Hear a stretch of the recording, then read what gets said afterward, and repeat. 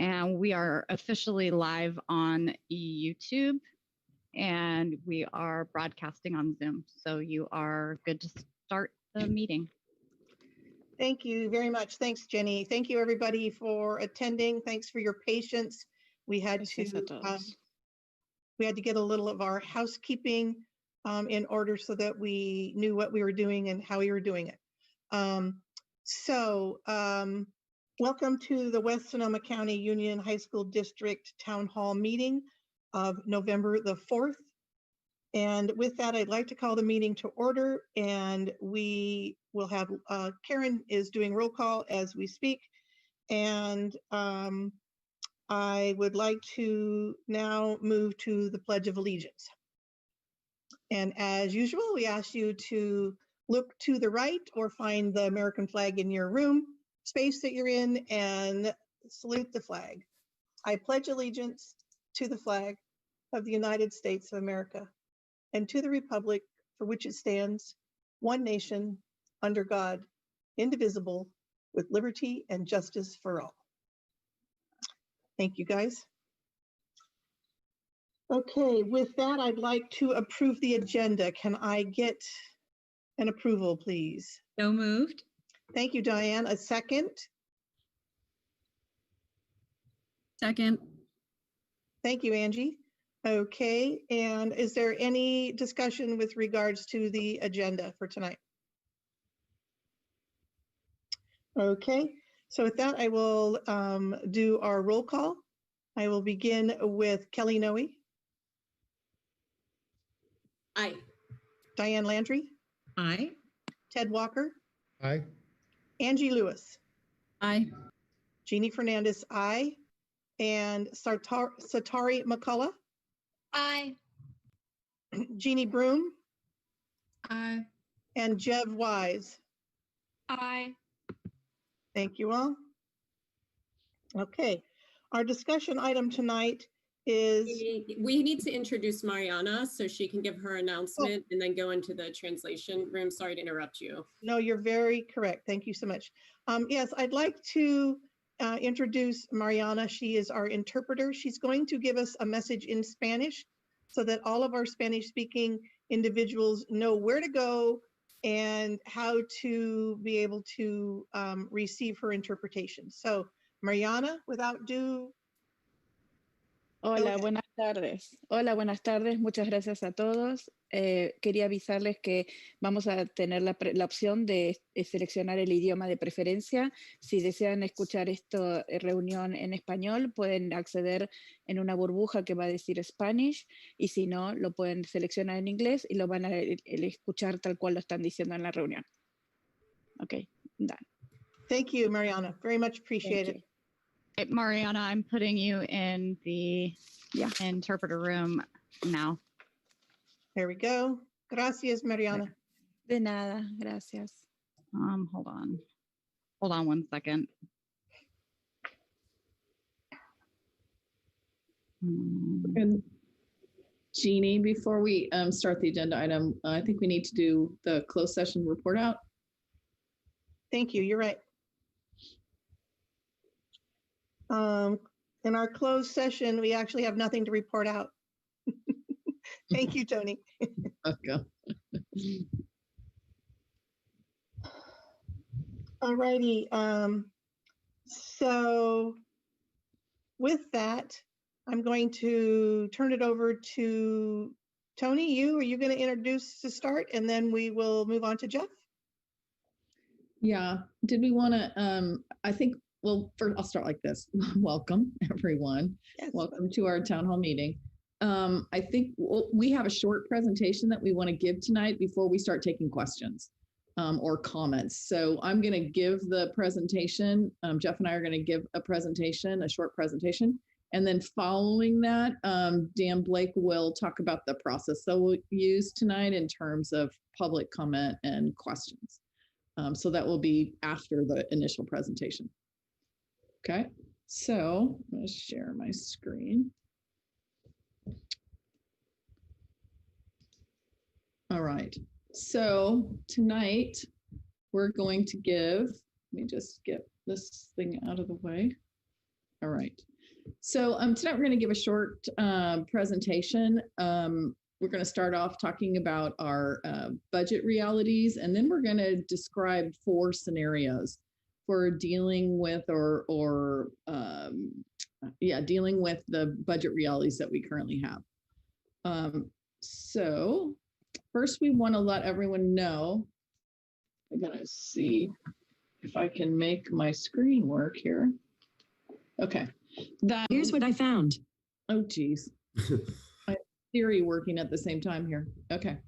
Sorry about that. So first we want everyone to know that we have done a frequently asked questions sheet.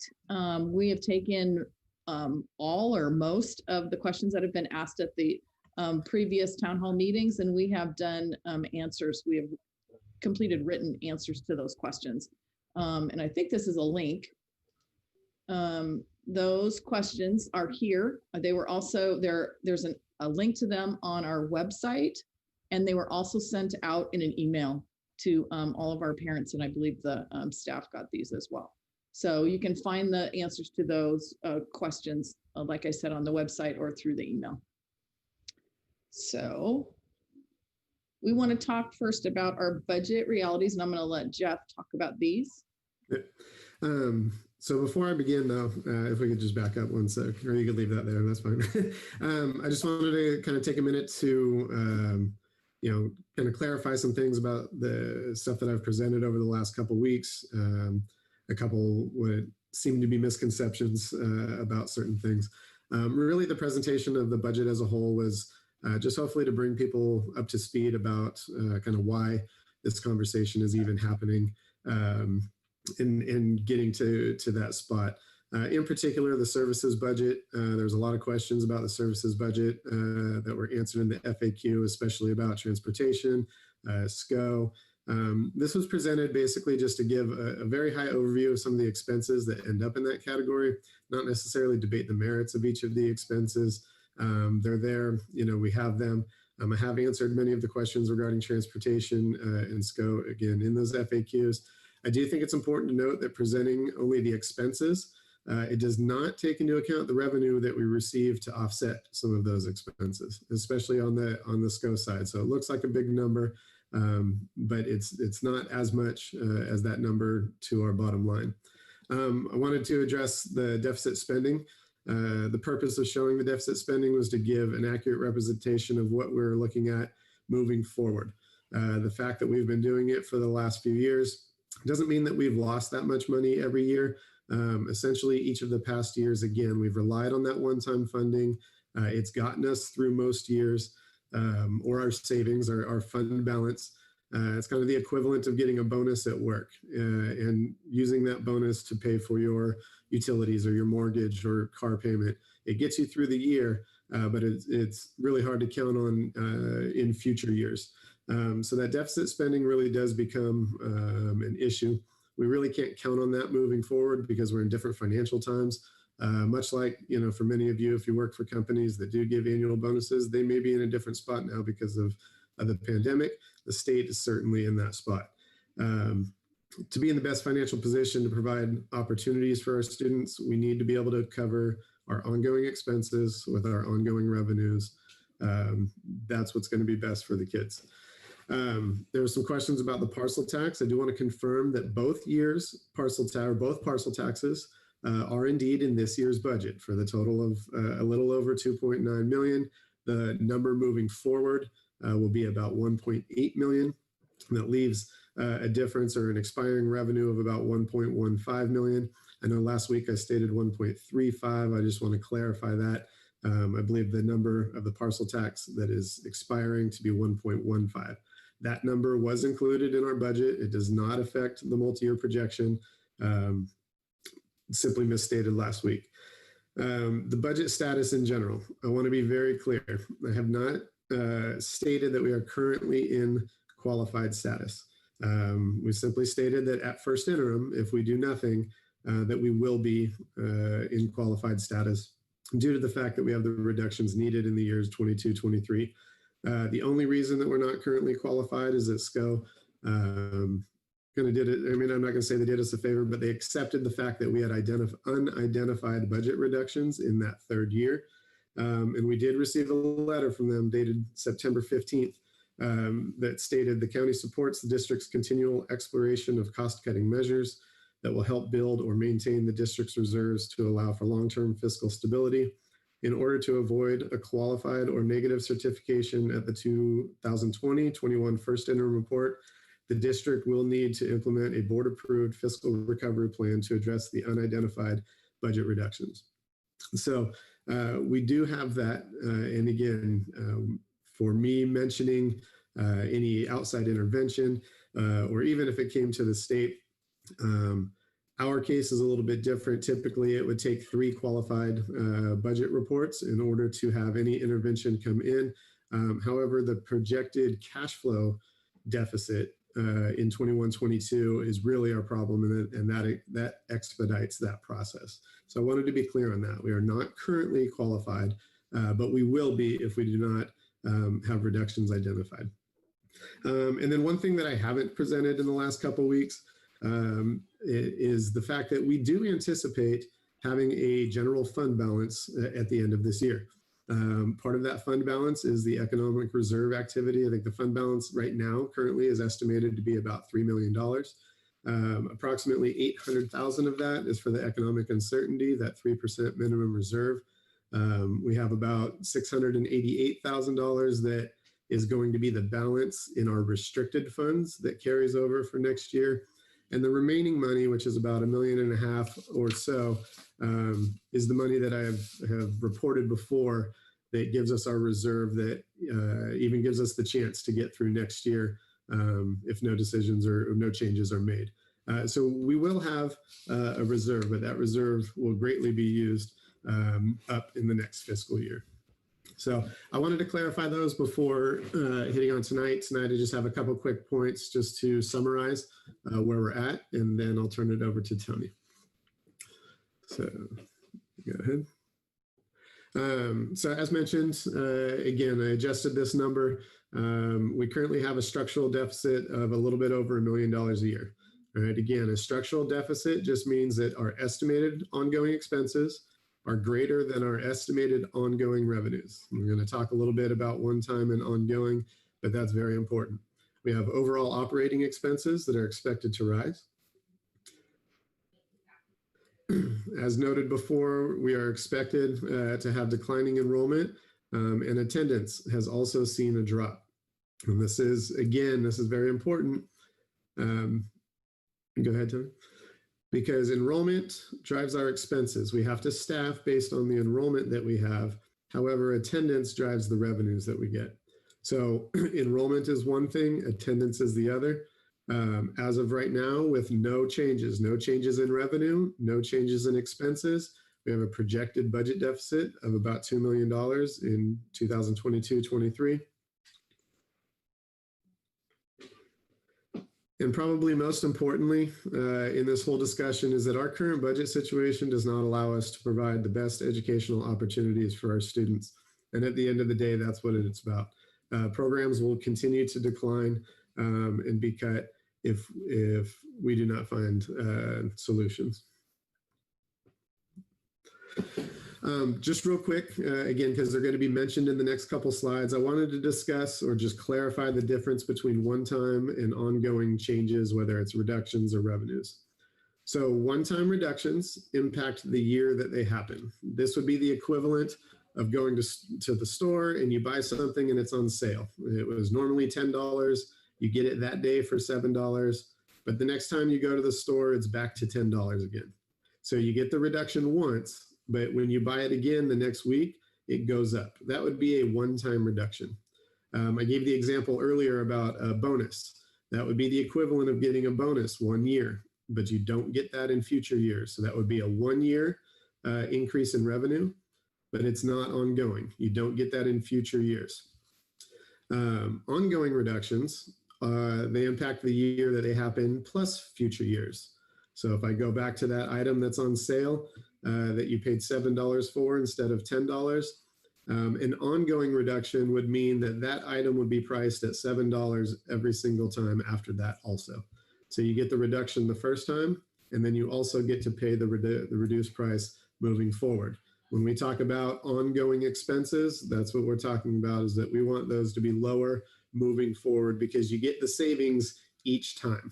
You get the savings each time. Ongoing increases would be the equivalent of having your salary increase versus getting a bonus. So your base salary would go up. So that means in your future years, you would also make more money, make more money, make more money, and it compounds. So in the next couple slides, when we talk about one time and we talk about ongoing, try to picture those. Again, one time affects the year that it's in. It does help you save a little bit money for the next year, but those ongoing reductions, those are the ones that compound and they create the most, whether it's savings or revenue increase. Oops. All right. So before I start talking about the different scenarios, there's a couple comments about people not being able to access the FAQs on the website. Jenny, can we tell people where those are on the website? Right now, they're in the board agenda item. So if people go to our website and they click on the board agenda link, I put it there. I will put it in a more prominent location tomorrow. I legitimately ran out of time. So I will put it on the front page, but I didn't want to move the meeting link in lieu of putting it there. So, I'll work on that. That's okay. They go to the front page of or they go to the website and they go to the agenda item. And then if they click on the agenda item, it's one of the attachments on the agenda item. Correct. It's embedded in two places. It's embedded in the document that people are looking at right now. It's linked in this document that's also attached to the board item itself, as well as the individual FAQ page. And now that we're not having another town hall, I'll go throw it up on there right now. So, okay, awesome. Thank you. So what we want to do tonight is talk about the scenarios that we are looking at to address the budget shortfall. So there are 4 things that we believe the board can do. The first thing is that we can do no consolidation of campuses and do no budget reductions. The second scenario is we could do no consolidation and do budget reductions to address the shortfall. The third thing is we can do consolidation in the 22-23 school year, or we can do consolidation in the 21-22 school year, which would be next year. So we're going to go through each of these scenarios. So the first scenario, scenario 1, this is if we do not consolidate and we make no budget cuts at all. So what will happen in this case, and Jeff, you can jump in if I misspeak or for further clarification. But what would happen is if we were not planning to do any budget cuts at all and we weren't planning consolidation, then our first interim budget, which Jeff will give us on December, I think it's the first week in December, we have December the 9th, I think, we have a board meeting. And at that board meeting, Jeff will present the first interim. If there are no budget cuts included in that first interim to address the shortfall of $2 million in 22-23, our first interim will be qualified. And what that means is that a qualified certification means that we may not be able to meet our financial obligations in the current year or 2 subsequent years. If our first interim shows that, then we must say, I guess we could not say it, but then SCO would not agree with us. But we must say that our budget is qualified. And then we submit our budget, our first interim budget, to SCO. And then SCO does their analysis of our budget at that point. Okay. Once SCO sees our budget and sees that it is qualified, they do an analysis, they review it, they say, yes, we agree that your budget is qualified. Then they will say, and we also are requiring that you complete a fiscal recovery plan and have that developed by second interim, which is due in March. So they will require it at that point. They're not currently requiring it, but if we do nothing And our first interim will be qualified and they will require it at that point. So if we get no new revenues and we make no further reductions, our second interim report on March 15th will receive a negative certification. We will have to certify that our budget is negative. Now, this is saying we're not making any reductions. So we submit our first interim, it's qualified, we move forward and we don't do anything at all. And the second interim comes, we have to say it's negative, because at that point, we would not be able to meet our financial obligations for the current fiscal year or for the subsequent year. And that's the definition of a negative certification. So that's what would happen if we did nothing. What happens at that point when you receive a negative certification is that we lose the ability to borrow money. So we would not be able to borrow money to cover any of our expenses. And we would run out of cash by June of 2022. This is assuming we do nothing. We continue to do nothing. We continue to not get new revenues and we continue to not make any cuts. And at that point, when we have run out of cash, which means we won't be able to pay our bills, we won't be able to pay the payroll. At that point, we would need to seek a loan from the state because we can no longer borrow money. So we would need to seek a loan from the state. When you seek a loan from the state, they're generally 20-year loans and they have interest attached. So we're actually not only borrowing money, we're increasing our expenditures. So that would result in increased costs. And at that point, once you seek a loan from the state, that's when the state assigns a state administrator to run the district. And the end result is that is the point when the district loses decision-making power. Now, I'm not saying this is going to happen to us. What I'm saying is this would happen if we do nothing, if we make no cuts and we get no additional revenue. This is the scenario and how it would play out. Okay, so scenario number 2. In this scenario, the district does not consolidate, and instead we make budget reductions. We would need to make $1 million, and this is where Jeff had talked about the fact of ongoing. We would need in the 21-22 school year to make $1 million in ongoing reductions, which means we would make them for next school year and we would continue them through the 22-23 school year. So it's not just next year, it's onward. It continues.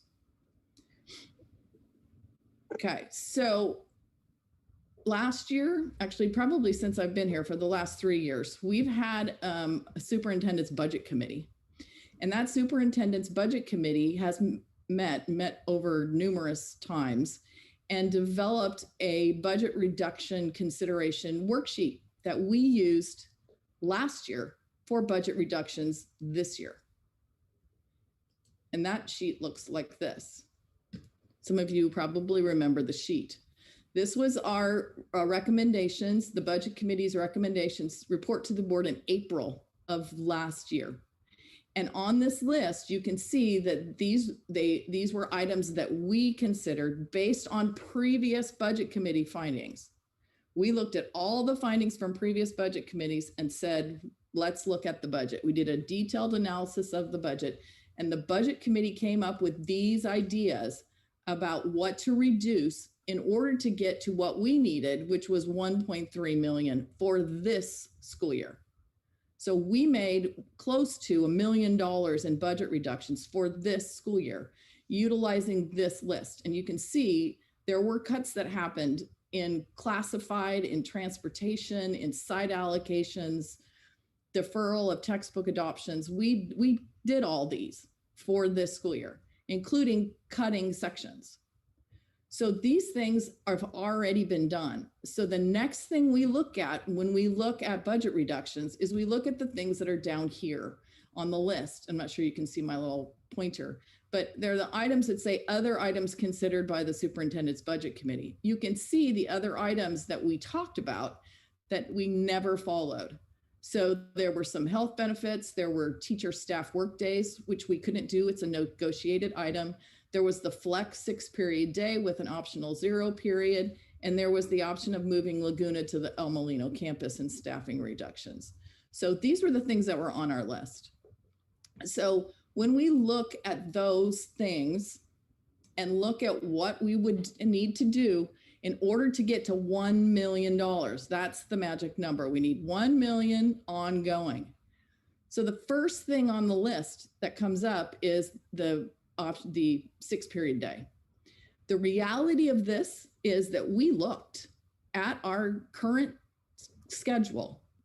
And when we look at our current set schedule to see if we could find $600,000, because that was the superintendent's budget committee's estimate of all students being on a 6-period day with no optional 7 periods. We tried to identify 30 sections, because if you take $600,000, that's 6 full-time teachers times 5, because they teach 5 classes, which comes to 30 sections. So in order to achieve this, we would need to identify 30 sections in our schedules across El Molino, Annalee, and Laguna that we would not be able to offer. They would be cuts. What we did to come up with this list was we looked at our schedules, our class schedules this year. And when you look at our class schedules this year, we looked at the classes that were under enrolled. Now, by under enrolled, we mean 25 or less. So we looked at those classes, and this is a list of the classes that we would have had to have cut if we were looking at this year's schedule. And you can see when you look at these classes that their music, their art, their photography, their yearbook, some of these are even AP classes. There's AP Environmental Science, there's Chemistry Honors.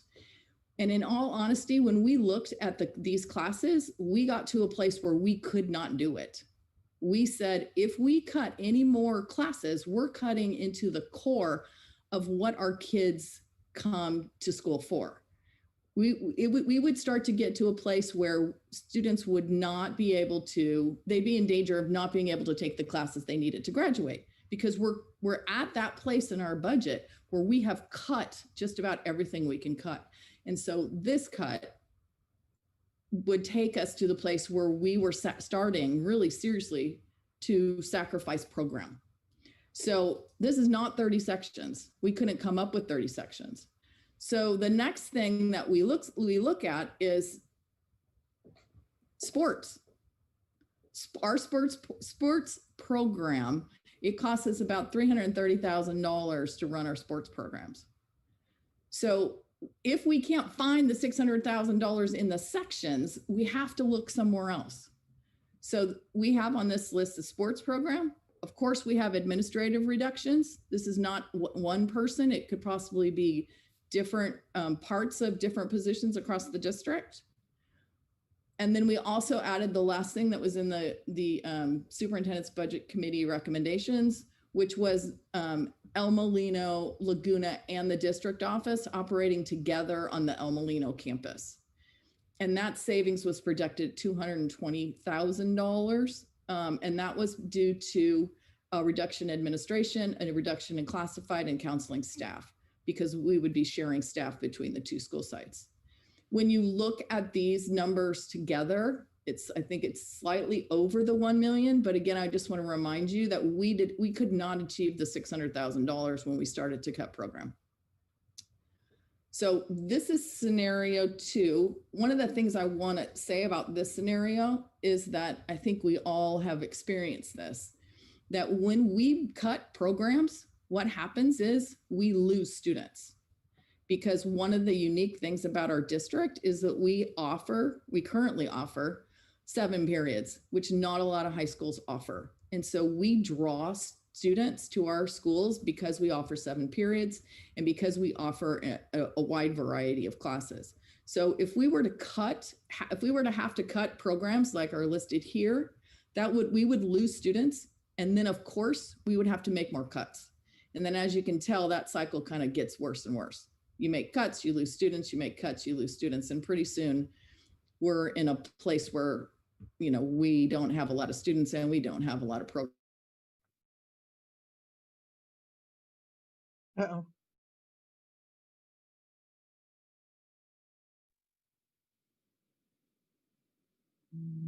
Come up with the scenario. So this is scenario 3. And this scenario 3 is consolidation in the 22-23 school year. It says my internet is unstable, so hopefully I'm not going to go out. So if we were to consolidate in the 22-23 school year, in the 21-22 school year, which would be next school year, we would need to find reductions of $400,000. And again, this is about ongoing costs. So if we were to cut $400,000 next school year, and then those cuts would continue into the 22-23 school year. The net result is that we get $800,000 in cuts in 22-23. Okay, so in this scenario, what we did was we looked at the original proposal that was on the superintendent's budget committee, where we would move to a 6-period day, but there'd be an optional 0 and an optional 7 for some students. So it wouldn't be a requirement for all students to take 7 periods, but it'd be an option.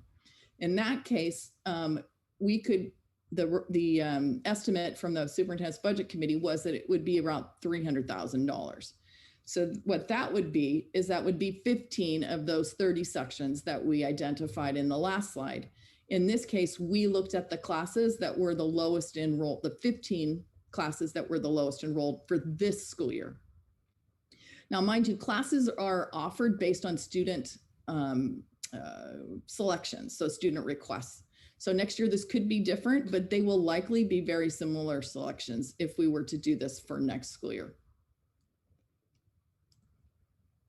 We would still cut administrative positions, and that could give us the $400,000 ongoing that we would need to cut if consolidation were to occur in the 22-23 school year. So the consolidation cost savings in 22-23 are estimated to be $1.27 million. And you ask, where does that come from? It comes, $200,000 of it would come from operational costs. There would be reduction in utility costs, given that the one of the campuses wouldn't be used to the extent that it currently is.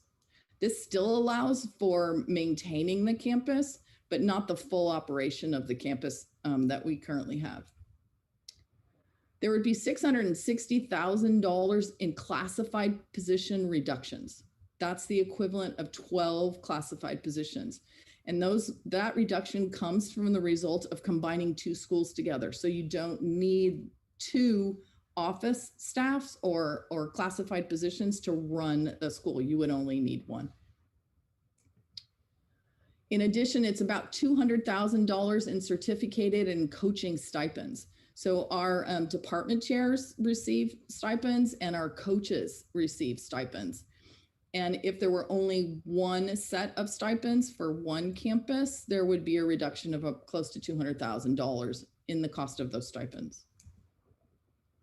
We also have a reduction in an administrative position. The plan, if both campuses were to join, would be that we would have 1 principal. And in this case, we of course now have 2 for 2 sites.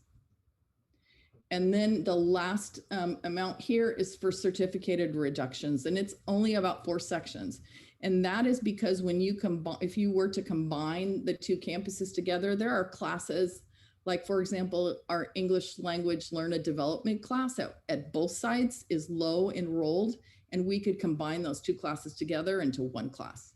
So there are several classes like that that could be combined. So there's a savings of 4 sections there. So that gives us the 1.2 million in the consolidation savings. So in this scenario, we would need to do both. We would need to do the $400,000 in ongoing savings, and we would also need to, we would have the savings in 22-23 for consolidation. So scenario 4 is a consolidation that would happen next school year. And this is very similar to the last slide. This is the consolidation costs. But for us, if we did this for next school year, that cost would be an ongoing cost. And so the savings would be for next year and the year after. So that's why this would be the only reduction that we would need to make next year, because it would be for 2 years, and it would be the required $2 million for the 22-23 school year. So next steps. So if we move forward, if you look at these scenarios, depending on when the board makes a decision as to whether we should consolidate or not consolidate, we have some timelines, some deadlines that we need to observe. And these are layoff notifications. Per ed code, all certificated and administrative positions that have the potential of being laid off need to be noticed prior to March 15th. So, for example, if the board is not able to make a decision on what needs to happen for next year into, say, let's just say May. Let's say the board is not able to make a decision until May. What will need to happen in March, before March 15th, is that the board will, the district will have to notice all of the teachers that would be affected by any of these changes, because the board and the district would need to prepare for all of the scenarios so that in May they could make any of these decisions. So see if I can say it a little more clearly. All of the positions that you saw listed, those 30 sections that you saw listed under the budget reduction without consolidation, all of those teachers teaching those sections would need to be noticed. They would need to receive a layoff notice, a notice of potential layoff before March 15th for all of those positions. In addition, all classified positions that would be affected by any of these scenarios, meaning the scenarios where there are budget cuts done and no consolidation, all the way through all of the consolidation options, they would also need to be noticed by March 31st, because classified employees by law must receive a 60-day notice for any layoff for classified employees. And then prior to May 15th, if the district knows that we will be laying those positions off, then all certificated and administrative positions get a final layoff notice by May 15th. So I kind of alluded to this already. If no decision to consolidate is made prior to March of 2021, that's this coming March, then the district will need to notice staff in March for the no consolidation scenario. And that's just law. That's human resources law and layoff law. So in terms of next steps and timing, we have a board meeting on November 18th.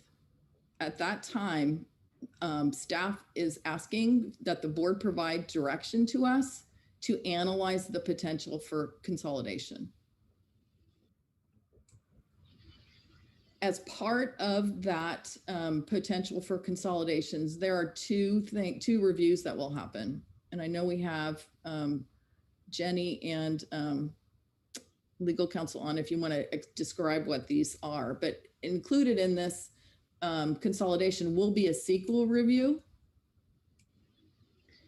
And we will also look at the items that are identified in the CDE guidelines for school closure, consolidation, or surplus property. Is that what you wanted to comment about, Jenny? Yeah, I have Phil Henderson with us here tonight. He is with our legal counsel, Orbach, Huff, Suarez, and Henderson.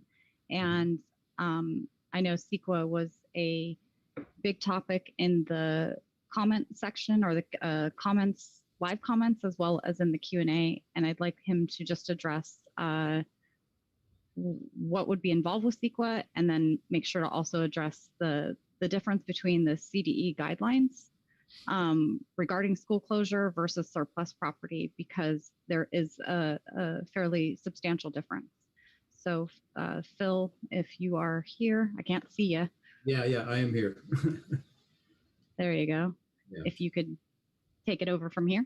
Yeah, let me touch on both of those two topics. I know we've talked about them earlier, but a quick refresh if we can for the public. First of all, regarding the CEQA review, CEQA, by the way, is California Environmental Quality Act. And regarding CEQA, we wanted to ensure the public did understand that the district's obligations are and what the district intends to do. Because if it wasn't clear from the earlier presentations, let's clarify right now. The district must evaluate the environmental impact, the CEQA review, the CEQA impact, prior to deciding whether to close one site or the other site, or even to decide not to consolidate its high schools if it's going through this process. And each of those options must be considered environmentally. That's the CEQA review. And the hub of the conversations to date have been, and rightfully, frankly, about the economic and community impacts and the impacts to students and parents and staff. And those are enormously impactful, don't get me wrong, but the environmental law, CEQA, requires the district to do its environmental analysis before making a decision that has that community impact, if you will. So that's the CEQA piece, and the board is completely aware of what it has to do before it makes its ultimate decision on what it wants to do regarding closure and consolidation. And then the second item, if you will, I know that there were a handful of questions about what the CDE, the California Department of Education, makes as far as recommendations. And CDE does have guidelines. And in our October 7th presentation, so a month ago now, we discussed those guidelines regarding school closure. And as the CDE recommends, the district, it's really 3 steps. You must review the facts, consider the options, and make a decision. Those are the 3 things the board ultimately has to do. Somewhat dissociated from CEQA. CEQA still has to happen, frankly, and that has to happen earlier than a lot of these other decisions have to be made. But CDE requires those 3 steps. And we identified those categories. We walked through them. There were multiple slides I know that we had, but that was a month ago. We went through the categories of facts that CDE recommends. We briefly talked about them. We identified those options that the CDE also recommends. And frankly, that analysis it has started and is ongoing, but it's by no means complete. That's frankly part of what's happening tonight as well. And it's been happening, frankly, at the town halls for the past month. And we talked then, the second part of that presentation was discuss selling property.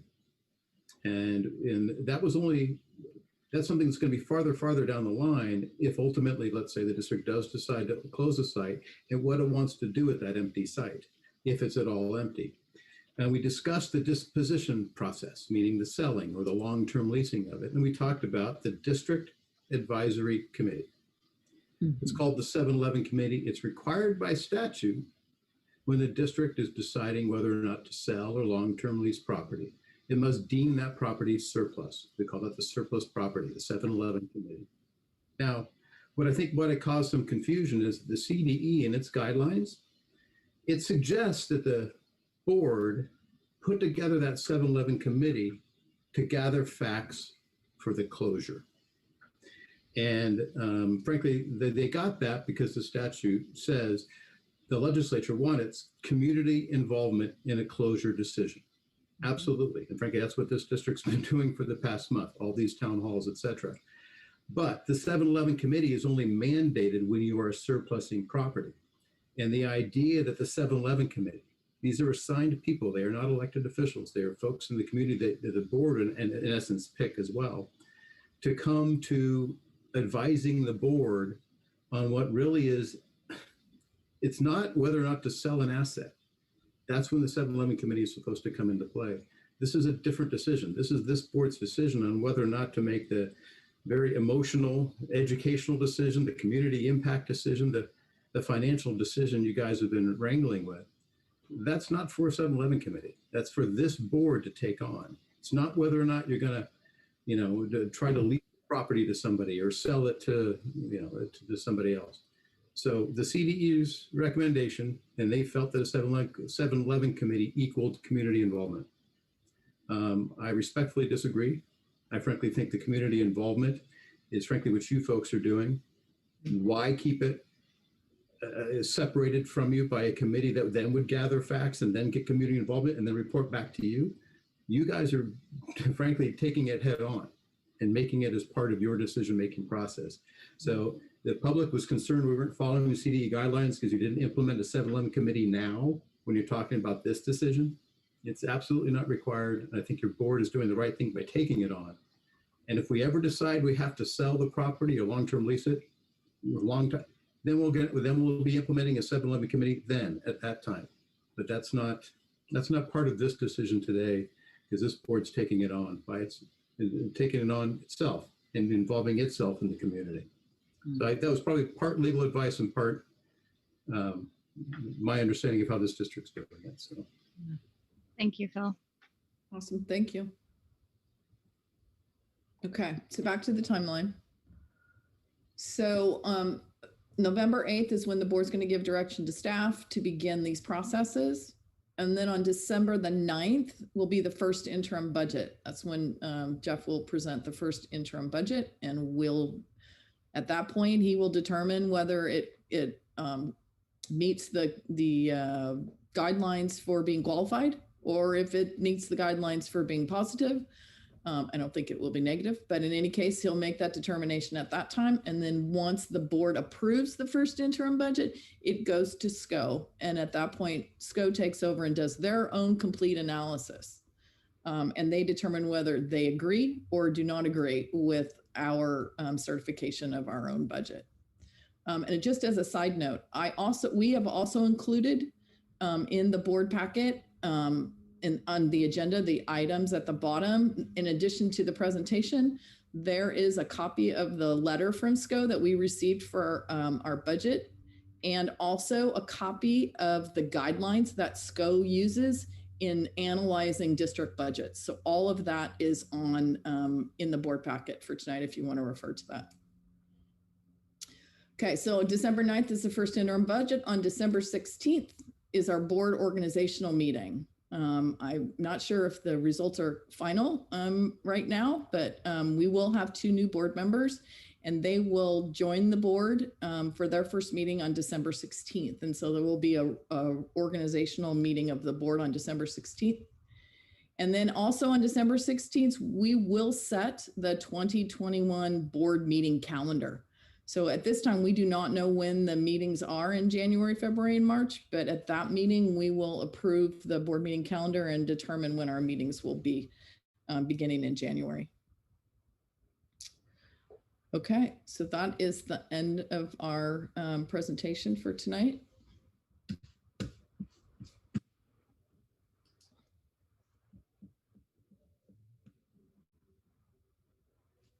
Thank you, Tony, very much. So now I'm going to introduce Dan Blake, our moderator. He is a SCO director, and Dan has agreed to most graciously assist us with moderating this meeting. And I will introduce him now. Dan Blake, go ahead, and then I'll let you lay the ground rules, Dan. Thank you, Board President Fernandez. Good evening, and thank you for joining us tonight for this important conversation. As Board President Fernandez said, my name is Dan Blake, and it is once again my great honor to be moderating the town hall meeting. Please note that I am here tonight solely in the role of moderator, and I have no vested interest in any final decision that is made. My sole purpose and function is to help create the conditions for a fair, productive, and respectful meeting on the issue at hand. As I mentioned in moderating this town hall last week on this topic, the decision of whether or not to close a school site and consolidate campuses is one of the most difficult that a school board and a school community will ever make. It is critical, therefore, that as many of those impacted by whatever decision is ultimately made have the opportunity to provide their input to those who have been elected to make the final decision. It is also understandable that for many, this issue is very emotionally charged. For these reasons, it's important that we set clear expectations and ground rules that will guide our time together this evening. Let me begin by sharing the expectations and guidelines for tonight's meeting. As many of you have already begun to use, we've enabled the Q&A feature in Zoom for the meeting tonight. If you have a question that you would like the board members and district administration to consider, please submit your question in writing. All of these questions will be reviewed and a follow-up document will be, with answers to any of the questions that can be answered, will be posted on the district website as was done following last week's meeting. For tonight's meeting, we will have an approximately 2-hour and 45-minute public comment session. In order to provide an opportunity for as many people who wish to speak as possible during this time, each commenter will have a maximum of 3 minutes to speak. Please adhere to this time limit as there will undoubtedly be many people who want to speak, and it is important that as many voices as possible are heard. As the end of your time approaches, you will be given a 1-minute warning, a 30-second warning, and then a time is up warning. If you continue beyond the end of your allotted time, I will reserve the right to mute your microphone and move to the next speaker.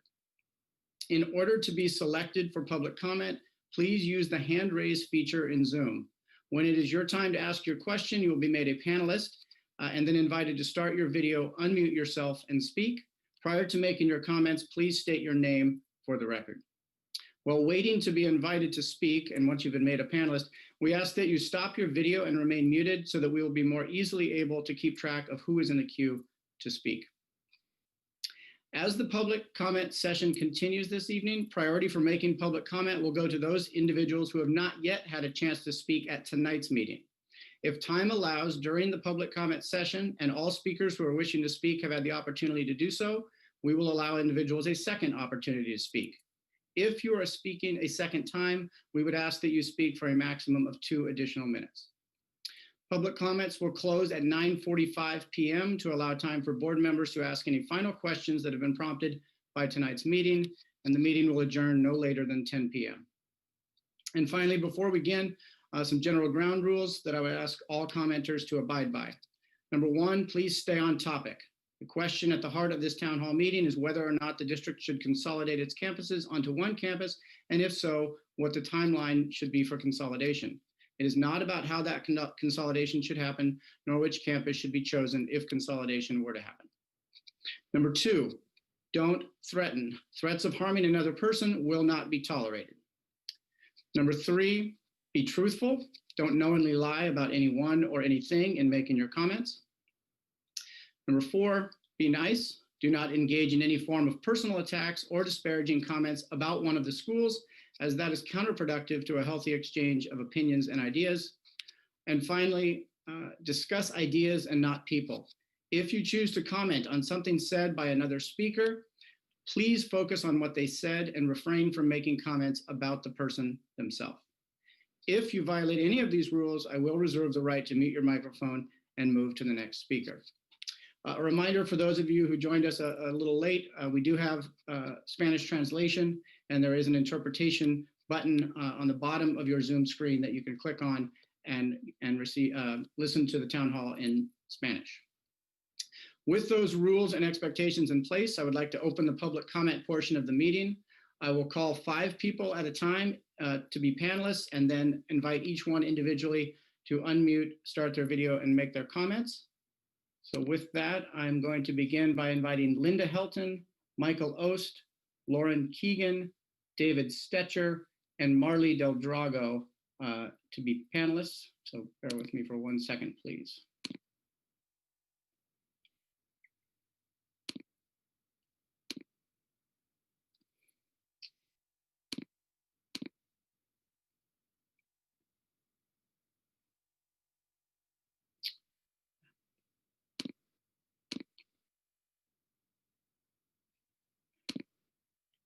Okay. Thank you. All right. So with that, I believe it was Linda. Were you the first one I called in there? Or Linda, please. Yes, thank you. You have 3 minutes. Thank you. Thank you. Good evening, everybody. So nice to see you. And first, before we start, I want to thank you all for the job you're doing. I know it's not easy what you're up against, and I appreciate all the time and energy you're putting into it. This decision is not an easy one, but it's one this district has had to make before. Initially, when they created El Molino, there were a lot of upset families about having to move their kids out to El Molino. Again, when they had to bolster the enrollment at El Molino, they redrew the attendance lines and took in Occidental and Camp Meeker. A lot of very unhappy people. Everybody got over it. It took time, but it did. And it is one of these decisions, I agree, we cannot wait to make this decision. It needs to be made for the next school year to save the money, to save the programs, the AP, the leadership, the band program, the ag, the drama, and the sports. And I'm going to really talk about sports. I am the chairman of the Annalee Athletic Hall of Fame Committee, and we've had over 100 years of excellent sports. And I have been on opposite sides of the fields from many El Molino games, and I understand how wonderful that competition is. But together as one school, we could have outstanding programs, outstanding teams. Right now, we can't even field a freshman program in football or in many of the other sports because there's not enough kids. There's just not enough. It doesn't make sense to keep two smaller schools apart and cost the programs, the money, the whole thing. We have to work together. We have to work together for the benefit of the students and the economic stability of the district to continue to allow offering of the high quality programs that we have become known for. And I am also a teacher at Hillcrest Middle School. And I can tell you our enrollment is more than 50% from outside of our district. And it is because so many kids are coming to our school to feed into Annalee. They come from Dunham, Rohnert Park, even Windsor to come to our school. Now, if you don't do this, it could seriously hurt all the elementary school programs, not only ours. So good luck with your decision. Thank you for the time. Thank you, Linda. Michael Ost, if you would please unmute and make your comment. Okay. Hi, yeah, my name is Michael Ost. I am here representing the Annalee Bandwagon. We've been supporting the band and orchestra program at Annalee High School for many, many years now. I'm also a parent of a senior, and an Annalee High School senior.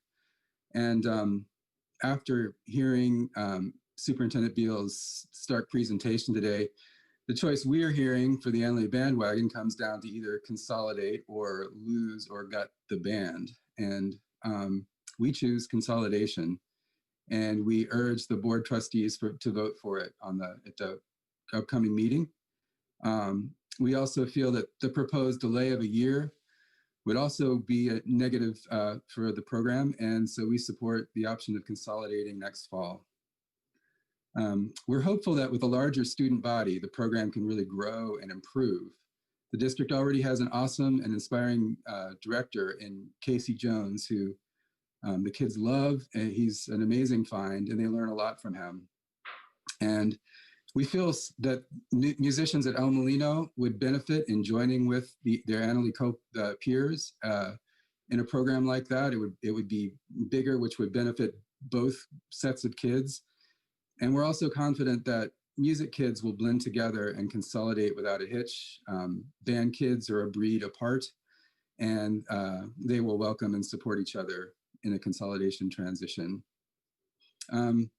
We always like to point out that having a strong music program is a great attractor for kids outside the district, has been mentioned before, and how, you know, a lack of a program like that or a limited program would be a discouragement for kids to stay or come to the district. So having a stronger program is beneficial. And a few years back, the district invested about $5 million in an amazing practice building for the band. And it was built from the ground up with a band in mind. And we have also come close to filling the Annalee Auditorium at our concerts, where all the adults come and join to watch the hundreds of students play. I just like to point out these special needs. Because of those, we feel that the Annalee campus would be a better place for consolidation to happen. I wanted to point that out to you. So the ABW supports, Annalee Bandwagon supports Yes on Consolidation in the fall and Yes on Consolidating at the Annalee campus under Casey Jones' leadership. So thank you for your time and good luck with your decision. Thank you, Michael. I'd like to invite Marley Del Drago to unmute and make your comment.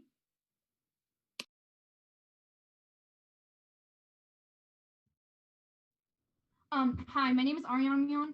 My name is Chandler Del Drago. And I'm Marley Del Drago. And we are 8th grade students at Forestville School. And we're concerned about the possibility of consolidating the school campuses. I've stressed about a lot of things, and I didn't think choosing what high school to go to would have to be one of them, but it is because of this abrupt decision. I have to now decide what high school I need to go to and what is best for my future. And I'd always planned on going to our school after 8th grade, and I still wish for that to happen.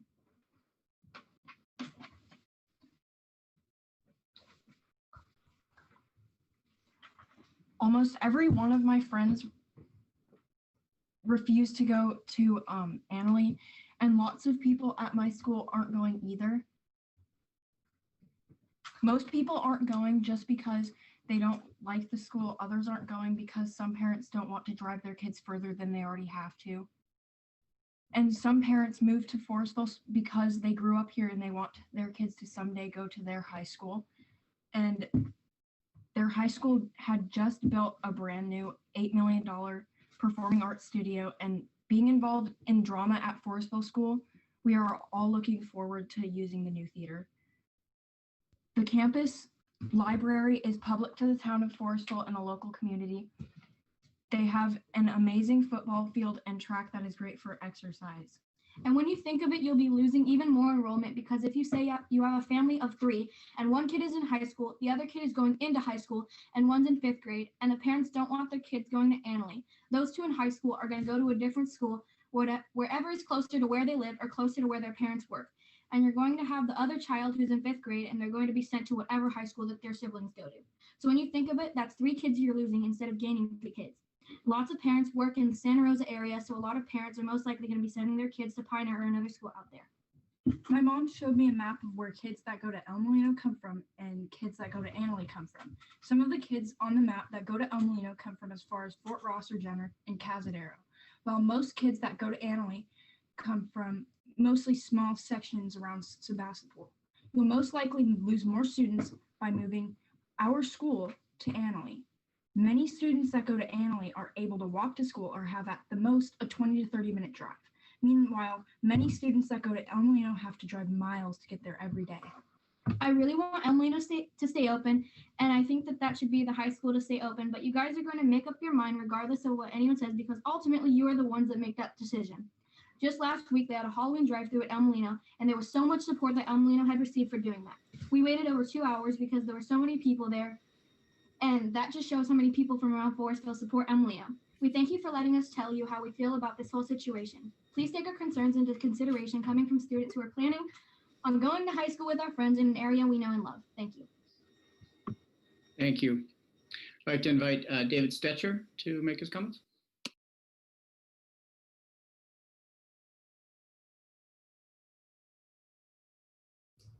He's muted. David, you're on mute. You're on mute. How's that? There you go. I'm sorry. Thank you. Madam President, my name is David Stetcher. I'm a parent of Annalee alumni and a former board member. I'm here to address the board regarding the budget deficit. I'd love to have an hour to go over the details. I'll do it in 3 minutes.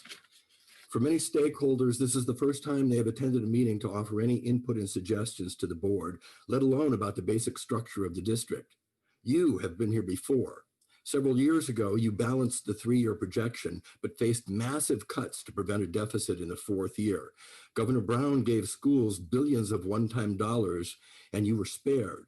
A few years later, declining enrollment had again eroded the funding. The necessary cuts in year 4 would have been drastic, but the state switched to the LCFF model, and you got temporary additional funding. We've dodged this bullet twice, but now, with 400 fewer students, declining enrollment has the additional effect of limiting curriculum choices. Is it possible to offer a broad, enriched, and challenging curriculum if there are not enough students to fully enroll classes?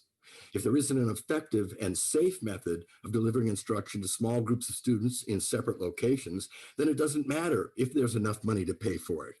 There isn't enough money. There isn't enough money next year to pay for the school district you have this year. Each time you face this inevitability, the people affected by any proposed cuts rally support and demand any other decision. It makes it nearly impossible to balance the budget and keep your friends. Satisfying one stakeholder almost always negatively impacts another stakeholder. For example, you have been criticized in these meetings for not notifying or communicating with the community enough. I know the efforts the district has made over the years to build connections with our families. Additional staff time and technology upgrades to improve and maintain communications will have to be taken from some other important district function, but it looks like that needs a higher priority. To the central issue, can the district support 3 high schools and a district office site and provide education to the standards of this community? 1,750 students can't support comprehensive curricula at 2 high schools. The money from the state and local sources won't pay for the physical plants, the staff salaries and benefits, and the operational expenses that this district is currently using. Operational expenses aren't out of line. Salaries and benefits are contractual.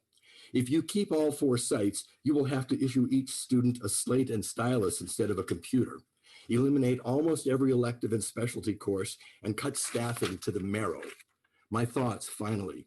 Combine the 2 schools at the Annalee site and move the district office and Laguna High School to the El Molino site. Since the sites would be utilized as they were intended, CEQA may not be significant. Either way you look at it, as a function of the curriculum or a function of the budget, combining the schools solves both problems. Is there another suggestion that solves either? You have 10 years of input about this. It's time for the board to make the decision.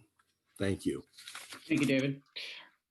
And finally, in this first group, Lauren Keegan, if you would please unmute and make your comment. Hi, my name is Lauren Keegan. I am a 2016 Annalee alum, and I was a former student representative on this board, which was the last time I addressed you all. It's really nice to see some familiar faces. I want to argue in favor of scenario 4, which is combining the schools and in the year 2021, 2022. I think the quality of my education at Annalee was unlike anything I could have received. I was a low-income student living in a Rohnert Park neighborhood and was so fortunate that I was accepted by inter-district transfer and was able to attend Annalee. And same with my brother, who eventually went on to attend an Ivy League institution. And I just graduated from Lewis and Clark College in Portland, Oregon. And I didn't have the same privileges as a lot of my classmates that went to private school their whole lives. And I'm so fortunate that Annalee and the West Sonoma County Union High School District gave me that experience. And I was in all of those programs that were listed in the 30 sections that were on the chopping block. I was in leadership. I was a track athlete, which got me to compete at the NCAA level and was top in my conference in high jump. And I was in the speech and debate program. I graduated as a philosophy major. I loved the math program, and I was also a computer science minor.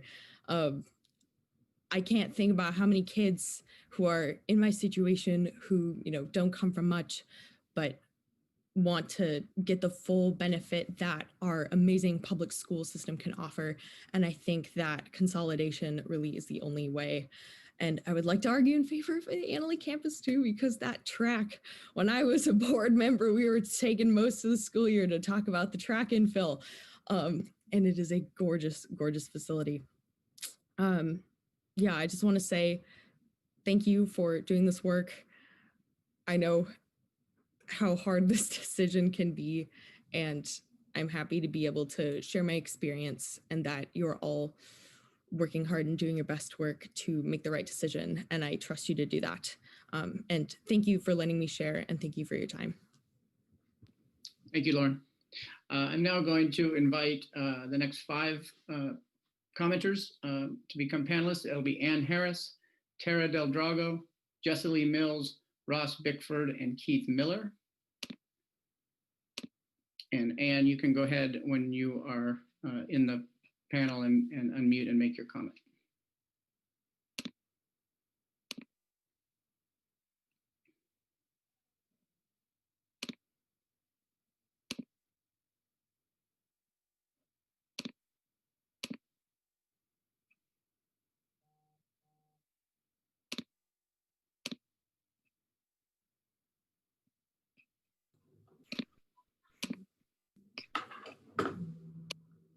Can everybody hear me? Yes, go ahead, Ann. Oh, now you're back on mute.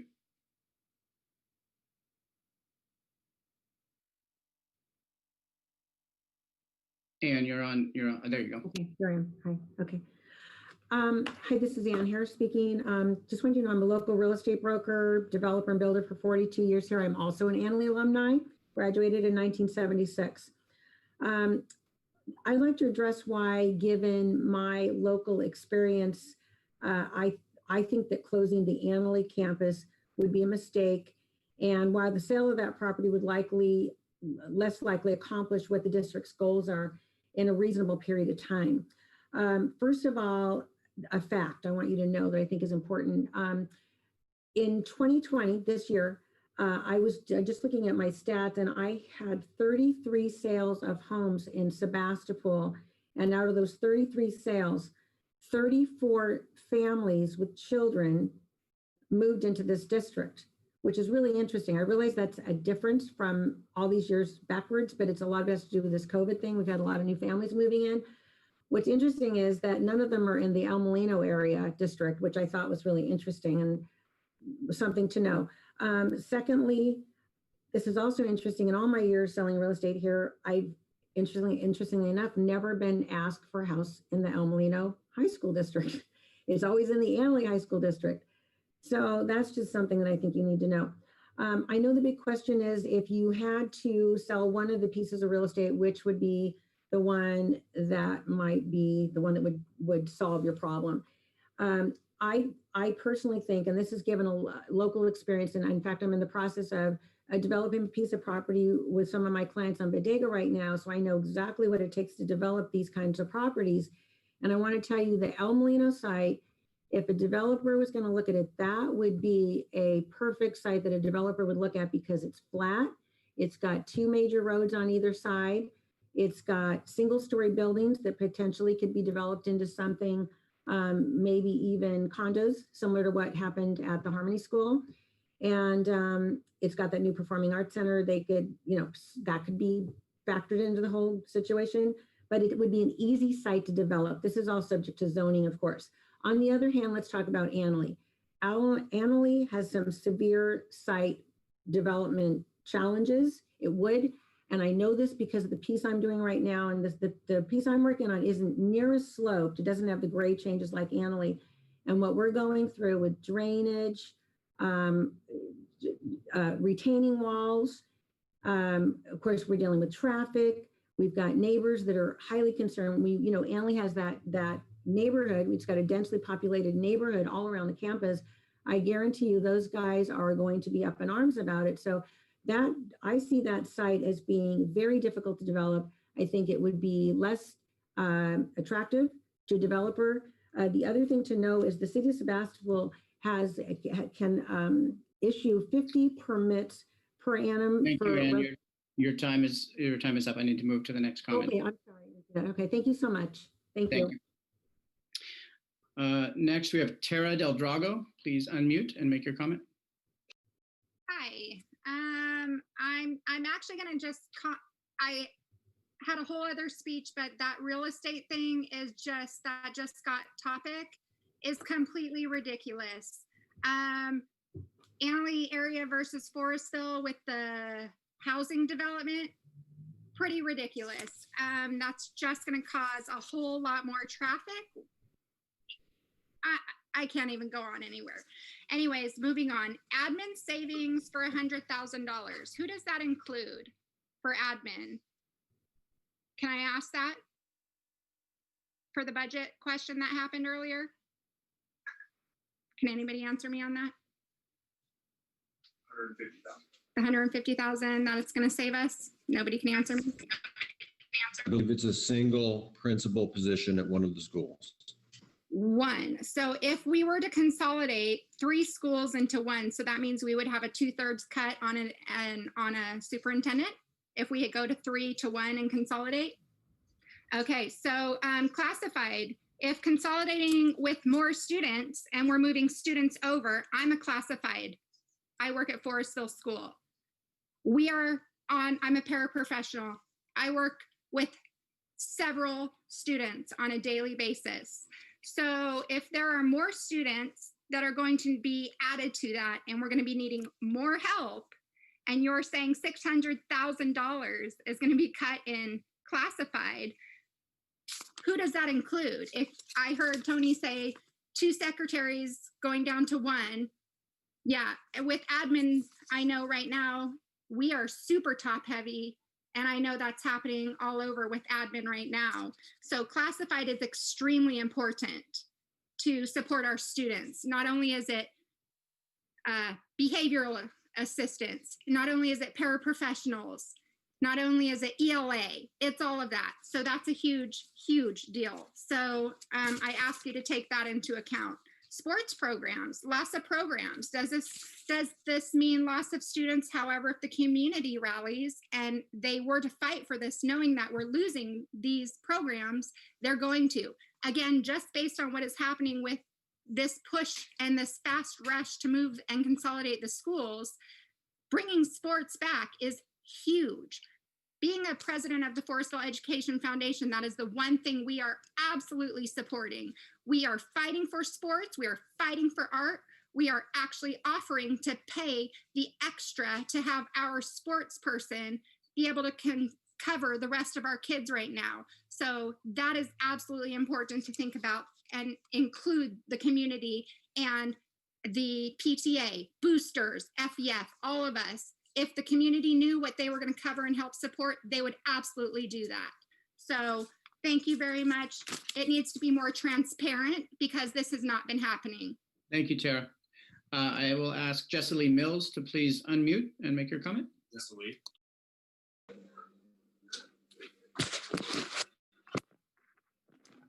Hello, good evening.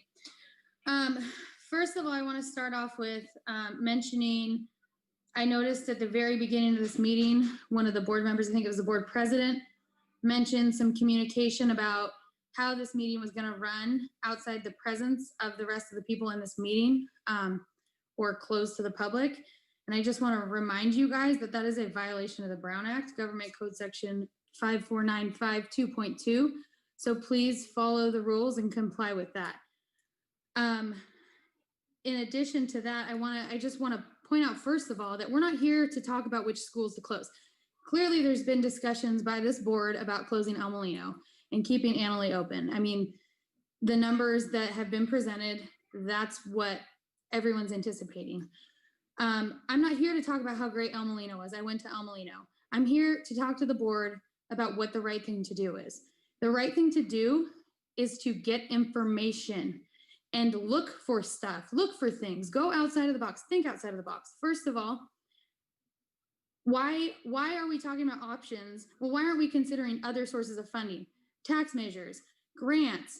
Nobody's talking about other sources of funding, consolidating districts, splitting districts. I have not seen any analysis where there's been figures brought up about what that would look like, how much money the school could save or could not save, nothing.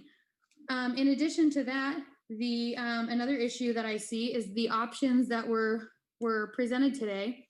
They're only discussing the savings, but there have been no discussion specifically about facility costs and upgrades, parking costs and upgrades, and security costs and upgrades for the school that will be closed. There are going to be extensive costs that might offset the savings. So those have not been presented to us. We don't know what those look like. So I'm asking for those. I'm also wondering, and I've been having a hard time finding it, what the individual school budgets are.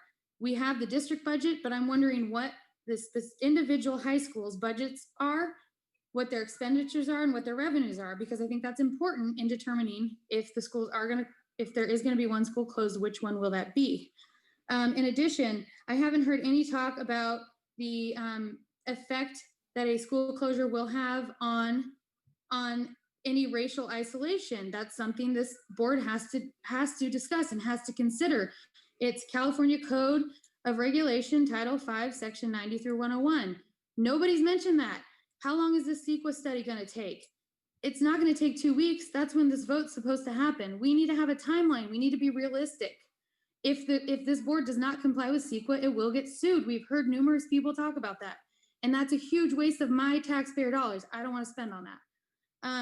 The other thing I want to point out is you know, the attorney for your district, this district thinks that the community involvement's not that important, and that this is community involvement. But I want to point out, this is community involvement because the community made itself involved, not because the board outreached to the community and said, hey, we need your input, we want your help. Thank you. Did this. So Thank please you. do your research and stop the vote. I would like to ask Ross Bickford to unmute and make your comment, please.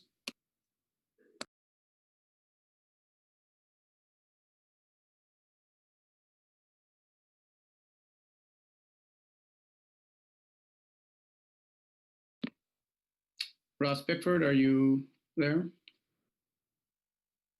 I'm going to ask Keith Miller to unmute and make your comment, please.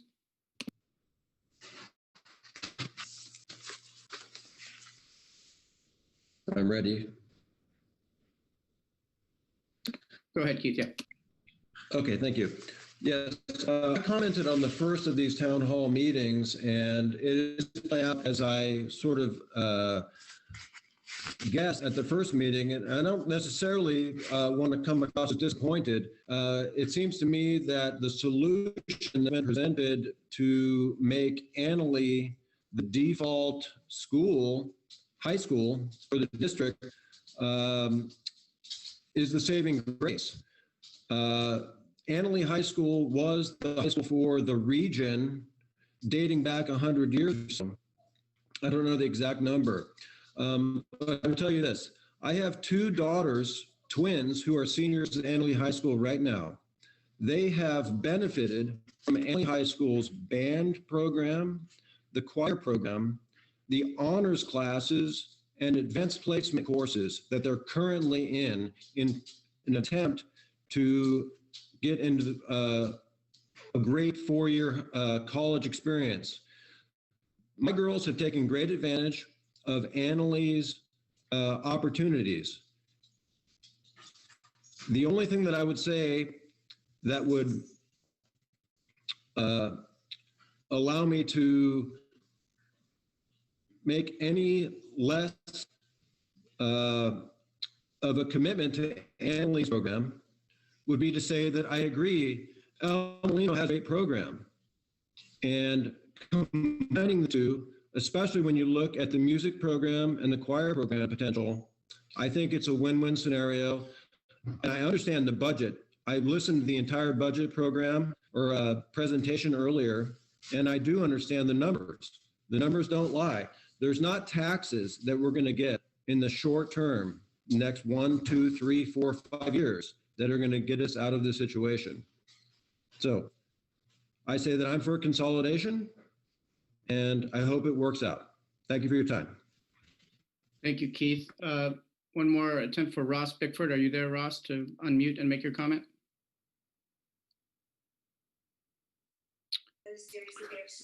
Thank you. I didn't ask to speak, but thank you for offering the opportunity. Thank you, Ross. Sorry for the confusion. We will, I'll introduce or invite the next 5 people into the panelist room. So it will be E. Pasamonte at West Sonoma County High School District.org, Julie Hunter, Susan Mainers, Patrick Nagel, and Casey Jones. Take me a moment to do that.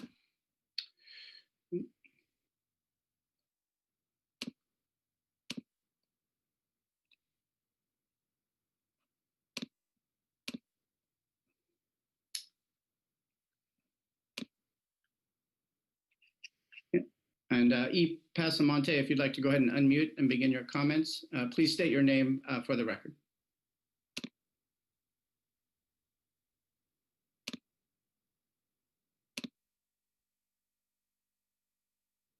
You can go ahead and begin.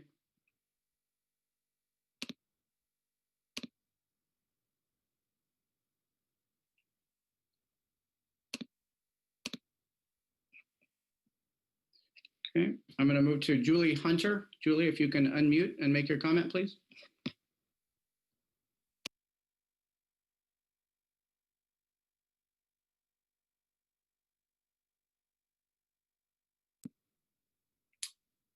Julie Hunter, are you available? Okay, moving on, I'm going to go to Susan Mainers. Please unmute and make your comment. Hello, thank you for the opportunity. I'm a parent of a junior at Annalee and a 2020 graduate. I understand this is a very difficult decision, and I understand the district can't spend money it doesn't have. We aren't Congress. As an interdistrict transfer family, we are here for the FFA program. Both of my kids have been active in the program and are also strong students. They were motivated to do well because they were enjoying school and their education. The opportunities that are offered through the FFA program go beyond the classroom. Career development, personal growth, and premier leadership. This is the mission of the program. You must be enrolled in an agriculture class in order to be an FFA member. Without these classes, the program will be gone. Sebastopol FFA has seen tremendous growth and success in the last 5 years, and I would hate for us to lose that. The addition of El Molino students would only make us stronger. As evidenced by the distance learning grades, students need more than just pushing of information. Students need to find their place, where they fit in. I believe when a high school student has something, a team, a program, or that CTE class like woodshop or any other non-academic class, along with their peers they can interact with, they are overall better students. They often find their family. Students need more than core classes. They need their place. I support consolidation at Annalee if it saves the agriculture and CTE classes. Thank you. Thank you, Susan. I'm going to ask Patrick Nagel to unmute and please make your comment. Yes, thank you. I wanted to thank Tony for her presentation tonight.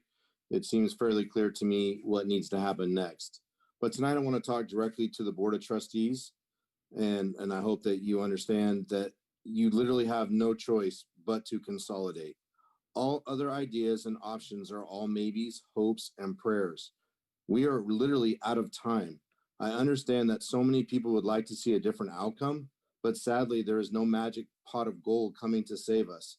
It is time to stop kicking this can down the road and start planning the process of what our new school will look like. As we saw earlier, the budget is due on 12/15. If we do not consolidate, there will be teacher layoffs in March. Programs such as electives, sports, drama, music are all on the chopping block to go away. We cannot allow that to happen. This is why we must vote to consolidate for the 21-22 school year, and I hope that that is what we do, and we can rip the Band-Aid off and get started on what comes next. Thank you all very much. Thank you, Patrick. I'd like to invite Casey Jones to unmute and make your comment.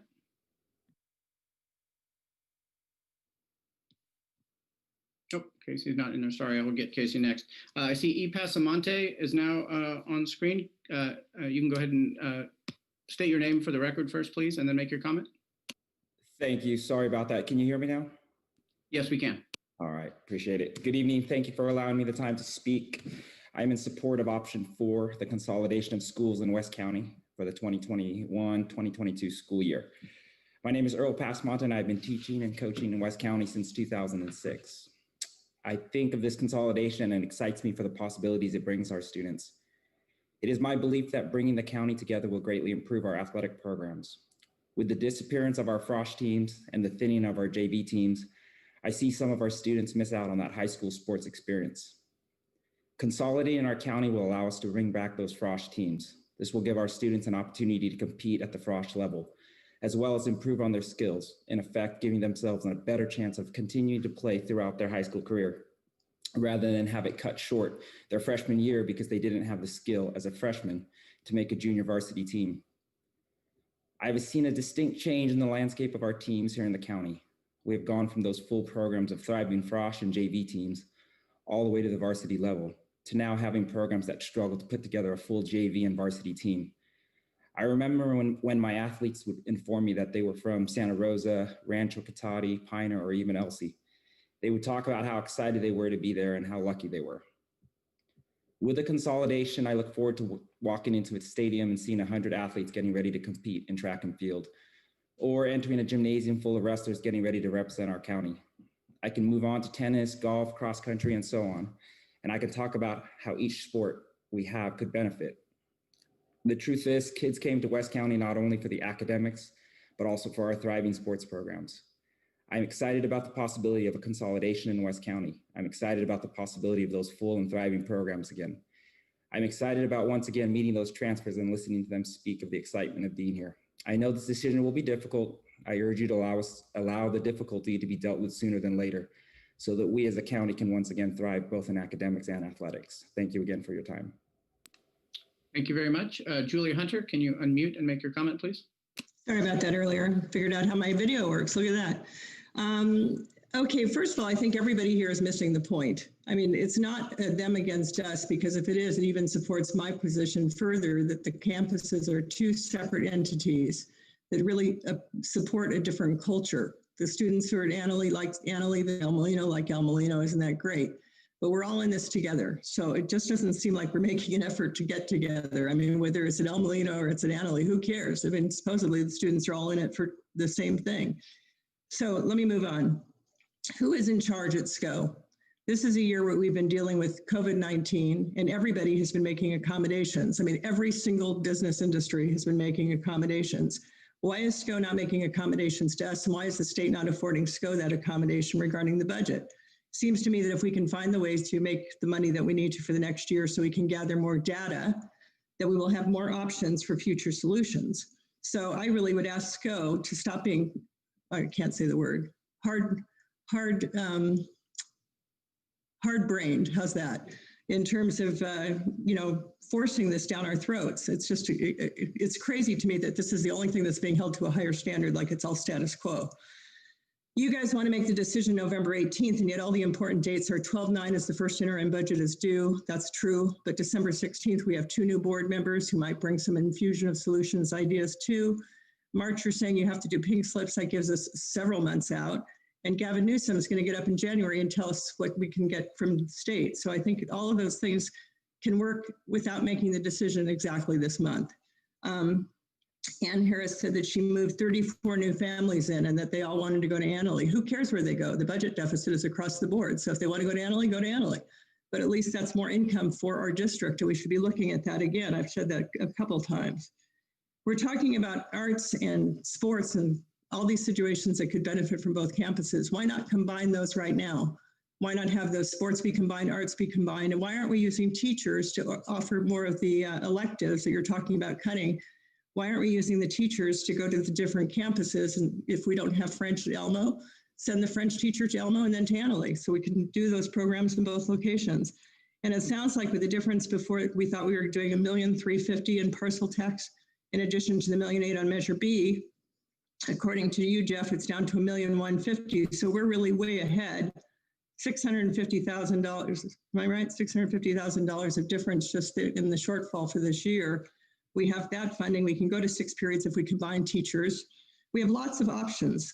I'm just really sad to hear that people are willing to throw everything away without spending more time getting the facts. So I support you in getting more facts, and let's give our campuses a chance to operate individually yet together.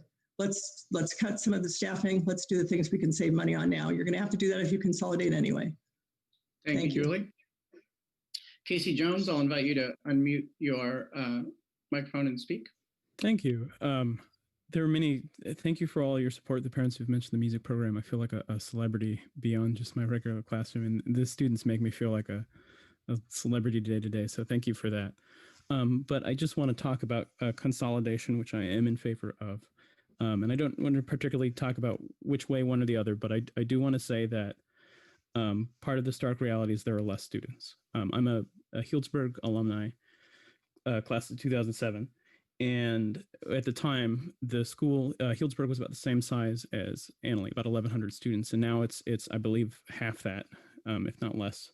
And so the tough part is there are just less students across the county. And I know that Marin, which is where I was previously employed, also were facing, even more stark challenges with enrollment. But I do want to be clear. I've had students this is my second year, but last year from El Molino in my program, and they were welcomed with open arms. And for me as a teacher, and my dad being an Elmo alum, my dad being an Elmo alum, I know about the historic relationship between those two schools. And so I just want to say, as the music teacher, whatever it looks like next year, I want to welcome any student interested in music, Elmo, Annalee, or otherwise. And I would hope that you continue to support the music, the arts, the programs, the athletics, because as quite a few people have said, we're stronger together. And that's about all I have. Thank you, Casey. I will invite the next group of panelists into the panel. That will be Ryan Ravolino, Julie McClelland, Kim Reeves, Renata, and I believe it's Isla.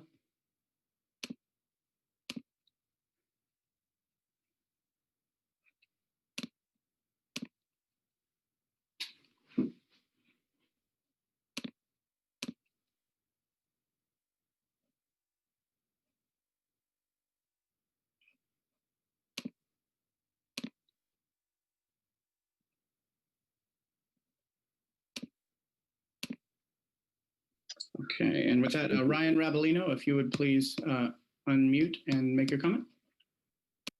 Thank you. I just wanted to make some comments that were somewhat in line with what Julie Hunter had just suggested, and that is taking a different approach and doing additional due diligence before making any final determination. I've seen speakers that want to keep Annalee open because they have students at Annalee or they themselves were alumni. I've seen Forestville residents and El Molino students, graduates who want to keep El Molino open. And while I do believe that consolidation may be necessary, I think that there is a compromise and a way to show leadership and how to resolve a short-term budget issue for the long-term future of both schools and both sides of this issue. There are a lot of emotions as to whether Annalee or El Molino would be the best campus if there was a two-school consolidation. But I offer that perhaps there is only one school that needs to be consolidated and that you've heard the least about saving, and that is Laguna. You have not just the students and teachers at each campus today, but the alumni of generations past and their their children, potentially grandchildren, who they too want to see participate and be able to have the same educational experience at both of those campuses. And I would like to see, with an election just yesterday and 2 new board members coming onto this December 16th, that this discussion be further evaluated, and without doing something that could affect people for years and decades to come and create clear winners and losers, that there is an opportunity to keep both campuses open and do a one-school consolidation and do what's best for all communities instead of creating haves and have-nots within our West County family. Thank you. Thank you, Ryan. I'll invite Julie McClelland to unmute and make your comment, please. Great. Good evening. I'm Julie McClelland. I'm the librarian at El Molino and now Annalee. And actually, I have a letter to read from Bridget DeLeon. Her internet is unstable, and so she wanted to have that read. So it says, my name is Bridget DeLeon. I've worked at Annalee High School as a count clerk for 15 years. Both of my daughters graduated from El Molino, one in 2015 and one in 2017. I love both of these schools and both of these communities, and they're so important to me. I trust Jeff Ogston. I trust him as much or more than any CBO we've had since I've been with the district. He's made my job easier by including me in conversations and taking a lot of time to explain how and why we do things. I respect and like him and believe we are lucky to have him. Part of his job is to keep us fiscally solvent. I believe that is exactly what he's trying to do, to find an equation, a plan that works to keep our district going. The plans being considered have been worked on and developed by many people in our district, all caring and trying to do their best in a very difficult situation. Jeff is doing his job by representing these plans to the board, but you as a board have to also factor in the larger equation of our students, families, and community. The money may be the bottom line, but it's not your only job. In these uncertain times, you have many other things to consider. Our students are out of school right now, working hard, trying their best to get through this. You're considering a decision that for one group of them means they will not be coming back to the place they left. No time to transition, no time to say goodbye, no time to be part of the process or to help find solutions. Sorry, The district has also made significant upgrades to both campuses. Upgrades from bond money we all voted to give you in good faith. Money to care for our whole district. Are you now planning on using that money to upgrade one campus so you can fit all the students on it? That's not why I campaigned and worked to get the bond passed. You need to fulfill the promise you made when we all agreed to help get that money. Please put off consolidation until at least the 22-23 school year. We don't even know who our president is, what kind of aid we'll get from the state or federal government, or any one-time money that could help us wait a little longer to a better time. Please don't traumatize our students, families, and communities anymore right now when they're just trying to survive. They're spending all their time trying to get their schoolwork done while negotiating things that they've never had to before. I am overcome by all the ways we have worked so hard together to keep education going for our students. Not to mention that the plan involves laying off 12 to 16 of these hardworking people keeping us together right now. So please don't do this next school year and rip us apart. These solutions seem rushed to us at this time, stuck in while we are in a dark hour, while all trying our best, all of us scared and worried and trying so hard to keep it together. On a personal note, I find, this is me, Julie, saying this, I find that the biases and assumptions by the Annalee supporters that the campus to be chosen will be theirs. I wonder if they'd be so supportive if consolidation ends up being done at the El Molino campus, and would they be so glib if their students have had such a long drive? Thank you, Julie. I will invite Kim Reeves to unmute and make your comment, please.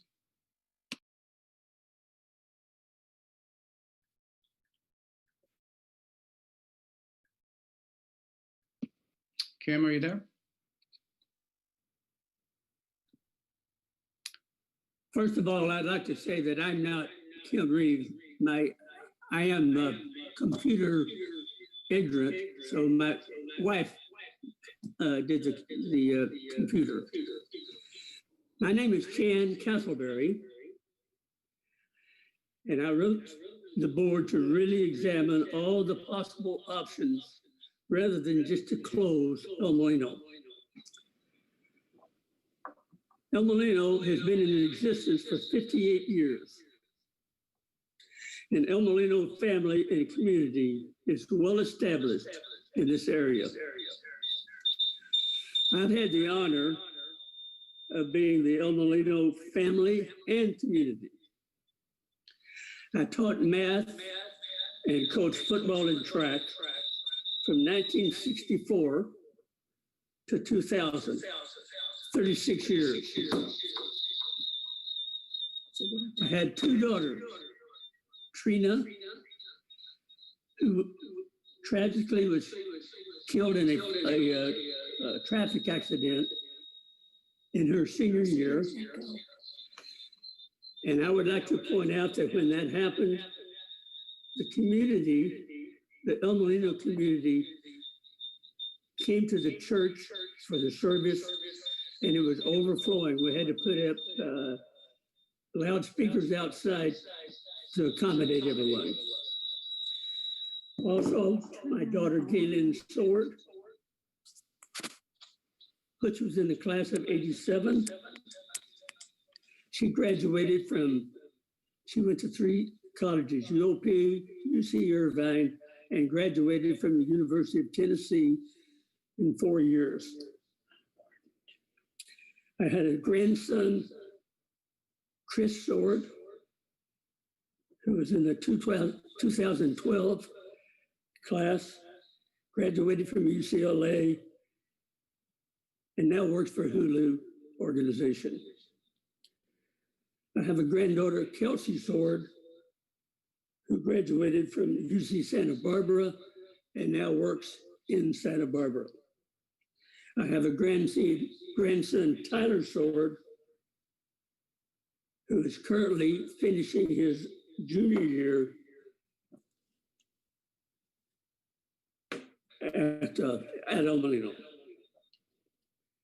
I've seen El Molino graduates spread all over this empire.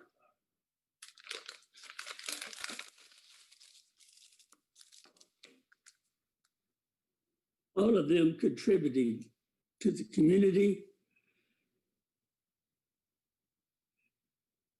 and society.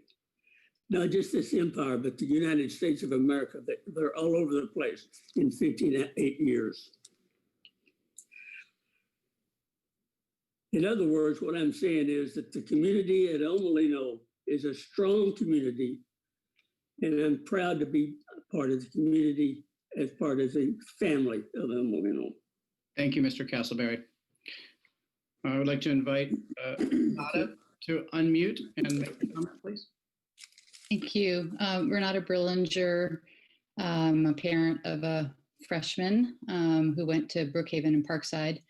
And I just wanted to echo some of the gratitude that other people have expressed for this hard work that you're all facing, board trustees and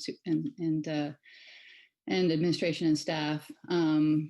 We all know how many competing pressures and challenges that we're all facing, so I won't recapitulate those.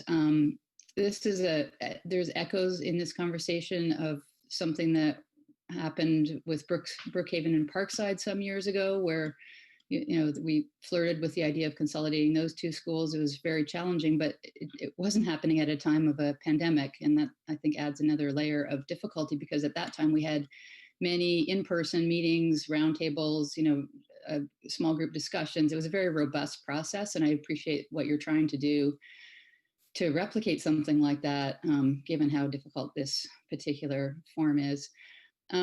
I think what I have some comment, or I have some leanings, at this point, and I have a question, and it may not be able to be addressed in this format, but I hope to hear from you in some way down the road. So I'll just start with my comments. I'm leaning towards consolidating, but I really, I feel like ideally that would happen not next year, but the year after.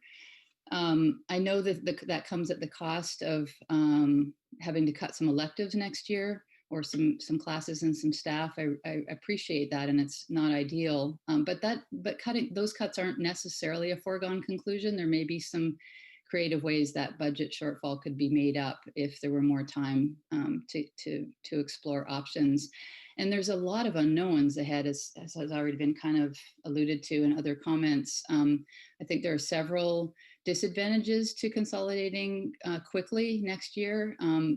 Making a board decision now prior to seating 2 new board members, is not ideal.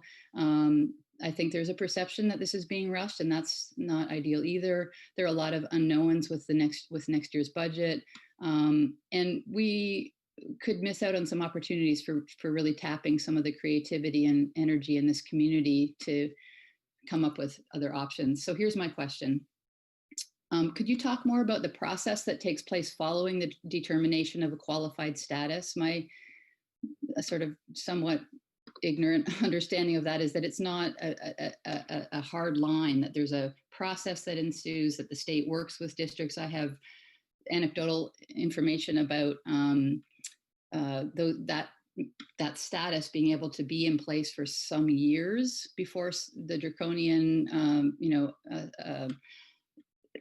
parachuting in of the state takes place. So I'd like to know more about how much time would be bought if we could come up with a plan that would allow us to avoid fiscal overtaking. Thank you so much for your consideration. Thank you, Renata. I'd like to invite Isla to unmute and make your comment, please. Hi, my name is Isla, and I am a parent of a student at El Molino, and I also graduated from El Molino, and I have 2 kids that would potentially go to El Molino. I do have a question that hopefully can get added to the facts. I'm not sure if it's been addressed before. It's been shown what it would cost, what cost would be put to each campus if we have to combine. And I wonder, how do we have the money to spend on the combination to get those schools ready, but we can't put that back into the budget and allow us to keep operating as we are in the separate high schools. And so I'm not sure if that's been answered or not, but if it hasn't, I'd really like to know how we can fund one and not the other. Additionally, I'd like to point out that there are Fort Ross students currently attending El Molino. The district for El Molino, people haven't seen, is really large. It covers, I think, over 300 square mile area. Places out to Timber Cove, Truth Home, very far away from El Molino even. I had a friend who attended El Molino. They got up in the morning at 4:30. They lived closer to Seaview Road off in Cazadero. Just to leave her house, she'd get up at 4:30, leave at 5:15 to make a 20-minute drive to catch the 5:45 bus. Then she'd ride the bus for an hour and a half, and that was not including extracurricular activities. So this was just for her to get to school. And adding another 30 minutes or more with bus stops to go to Annalee back and forth, that really eliminates those options for those students. Additionally, the sports bus, I'm not sure if that's been mentioned, but even the El Molino sports bus drops off. I think the last stop is in Monterrey at around 6 or 7, and then parents still have to pick up their students if they're doing any type of extracurricular activities. And I think we should be including all kids, not just the kids that are closest or the transfers. I think the kids that are affected the most, the ones that have to travel the furthest just to get an education, they need to be considered. They can't be left behind. Isn't that the point of No Kids Left Behind, is we want to make sure everybody's getting included? Let's see. I had one more thing I wanted to say. Oh, yes. For me, personally, I live in Cazadero, and El Molino is very convenient for me off of River Road. If the school does consolidate and it goes towards Annalee, I'm not going to stay in the district. And I think if you poll the parents, you're going to find on both sides of the fence that people will leave the district with this change. And I think you should get those numbers, because that's important, because if you're budgeting for kids that aren't going to be there, then what's the point of doing all this if we're still going to not have shortfalls no matter what? So I'm kind of against consolidation, but I just would appreciate if we could look into other options and see what we can do. Thank you for your time. Thank you, Isla. I'm going to invite Dan? Yes. Mariana needs to take a little break, so can we please take a 2 or 3 minute break here and allow our interpreter to do that, and the rest of us as well? Absolutely. Why don't we come back at 8:02? Why don't we come back at 8:06, and I will call the next 5 people into the room.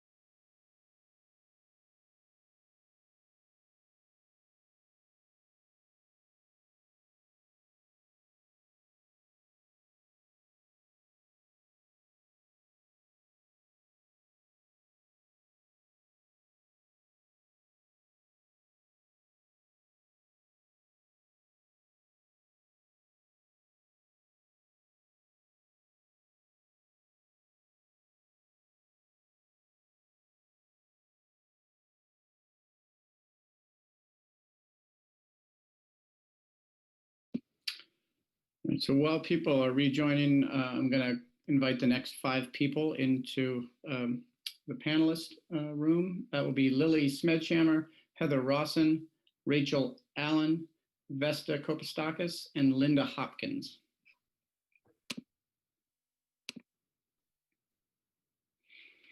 Dan? Yes. Can you hear me? Yes. Can you please ask our participants if they want a question answered to please type it into the Q&A, that we are not answering live questions. So if they want their question answered, to please type it into the Q&A so that it can get added to our laundry list of questions. Yes, I think that they were hearing you say that, but yes, if you ask a question during your public comment time, we're not answering those orally. So please, if that's something that you want answered in the FAQs document that will follow the meeting, please also enter that in the Q&A. All right, and one more reminder, and I'm trying to give as much leeway as possible to folks to make your public comment. We do want to avoid making this conversation tonight about which school is closing or why one school over another. We're really talking about the larger issue of whether consolidation is the right path and the timeline for that. So I would just ask people kindly to stay on to the topic at hand as best as possible. With that, I will invite Lily Smedchammer to unmute and make your comment. Hello, my name is Lily Smedchammer, and I'm the president of the Teachers Association. I'm here to talk to you about concerns over the California Environmental Quality Act, or CEQA study. The district had planned to do a mitigated CEQA study, which would have been resolved before the March deadline for staff layoffs. But we now have parents and elected officials pressuring the district to do the full CEQA study, which will not resolve until the middle of summer. My rhetorical question is, what are people hoping to gain? A delay in consolidation? The deadline to notice any staff member of a preliminary layoff is the first week in March. Last March, 16 teachers and counselors received layoff notices while the master schedule was planned. Most were reinstated by mid-April, but some never were. Those are the cutbacks in a typical year in West County. But if our board is not able to decide on consolidation for fall until the CEQA study is completed, an additional $300,000 in sections will be cut. I estimate that will be 20 to 30 of your beloved teachers and counselors who will be punished by this demand. They will have to wait for at least 4 months before finding out if they'll have the ability to pay their rent and take care of their families. It is torture. I went through it 10 years in a row because nobody in the district was below me in my subject area. Every year with my little family, with my little children, and my unbelievably large mortgage, I went through a stressful spring, wondering if I should stay in this district. We will lose them. They have responsibilities, and they'll have to look to other districts for employment. 20 to 30 teachers and counselors. And for what? A longer version of a study that would have yielded the same results? This is a stall tactic meant to punish the district for consolidating our schools. But the people that you are punishing are our teachers. Thank you. Thank you, Lily. I'd like to invite Heather Rawson to unmute and make your comment, please. Hi, this is Heather Rawson. I first want to thank the board and all the community members for taking your time. I know that it's a very stressful time for everybody dealing with a pandemic currently, and then of course the other fire issues we've recently been dealing with in our community. So I just want to appreciate everybody's time that they've really spent to be here tonight. I went to El Molino. I'm a Lion. I'm proud that I got to be at El Molino. I went on to get my bachelor's of science degree and then my teaching degree, and then also a couple years of law school. I think a lot of people who are in our community have strong feelings about loving their background as being lions, and I hope that we don't kill the lions. I hope we still have the lions long into the future. My concerns are that in the middle of a pandemic, there's obviously going to be harsh economic realities for businesses, and we're feeling it obviously with schools as well. But the idea of taking our students and putting them closer together and in more consolidated areas might not be the best health decision that we could make right now. I'm hoping that there might be some funding available with the pandemic that hasn't been looked into, given the fact that we want a social distance. We don't want to be consolidating more students closer together into more contained areas. Anley has limited parking. And so if any of you have ever attended the fireworks events at Anley, you'll notice that there's a huge parking problem. El Molino does not have that situation. We would be able to bring Anley students to El Molino and provide parking for them. They are not going to be able to do the same for us. I'm also concerned about layoffs for our community in Forestville and in Sonoma County here. A lot of the hardworking classified and also certified positions really need to be supported. And so I think we need to delay any layoffs this year, if possible, or at least look at not consolidating right away. I think that given the stress levels that have already gone on in the community, asking the region to then have the level of cuts is one more economic, harsh situation that we should not be pushing right now. I think we need to buy ourselves some more time and hopefully look into funding that would involve the fact that, yes, we still need to social distance. Yes, that's taken an economic hit on many things, including the schools. Thank you so much for your time. And I know this is a very hard decision for everybody. Thank you, Heather. I'd like to invite Rachel Allen to unmute and make your comment. Hi, I'm Rachel Allen, and we are a family in West Sonoma County with 2 sons in the Gravenstein Elementary District. One is an 8th grader, and of course the 8th graders we're all thinking of high school next year. It's starting to become kind of sad and panicky. I know of one family who lives just a few blocks away from Annalee, and even though they are so close to the school, they've been hearing about year after year cuts. And frankly, the 8th grade parents I know are school shopping, looking at Tech High and Ronet Park, even though they could walk to Annalee. There's starting to become a reputation problem. And the kind of cuts that would happen if there's no consolidation would make for even further flight of families. I have read all the slides posted on the district, and I attended the last October 28th Zoom town hall presentation. And it's quite depressing, the deficits that the district is facing. It seems like really it's on a path to bankruptcy, frankly, and possibly losing its sovereignty and decision-making status if SCO takes over. It is magical thinking to think that we can continue on such a path. I do empathize, it's heartbreaking, the comments from the El Molino community, but it's simply self-destructive for both schools to remain open. Doing so will make more budget and program cuts, which are demoralizing and will impoverish both high schools. It won't be long before achievement and reputation are further affected.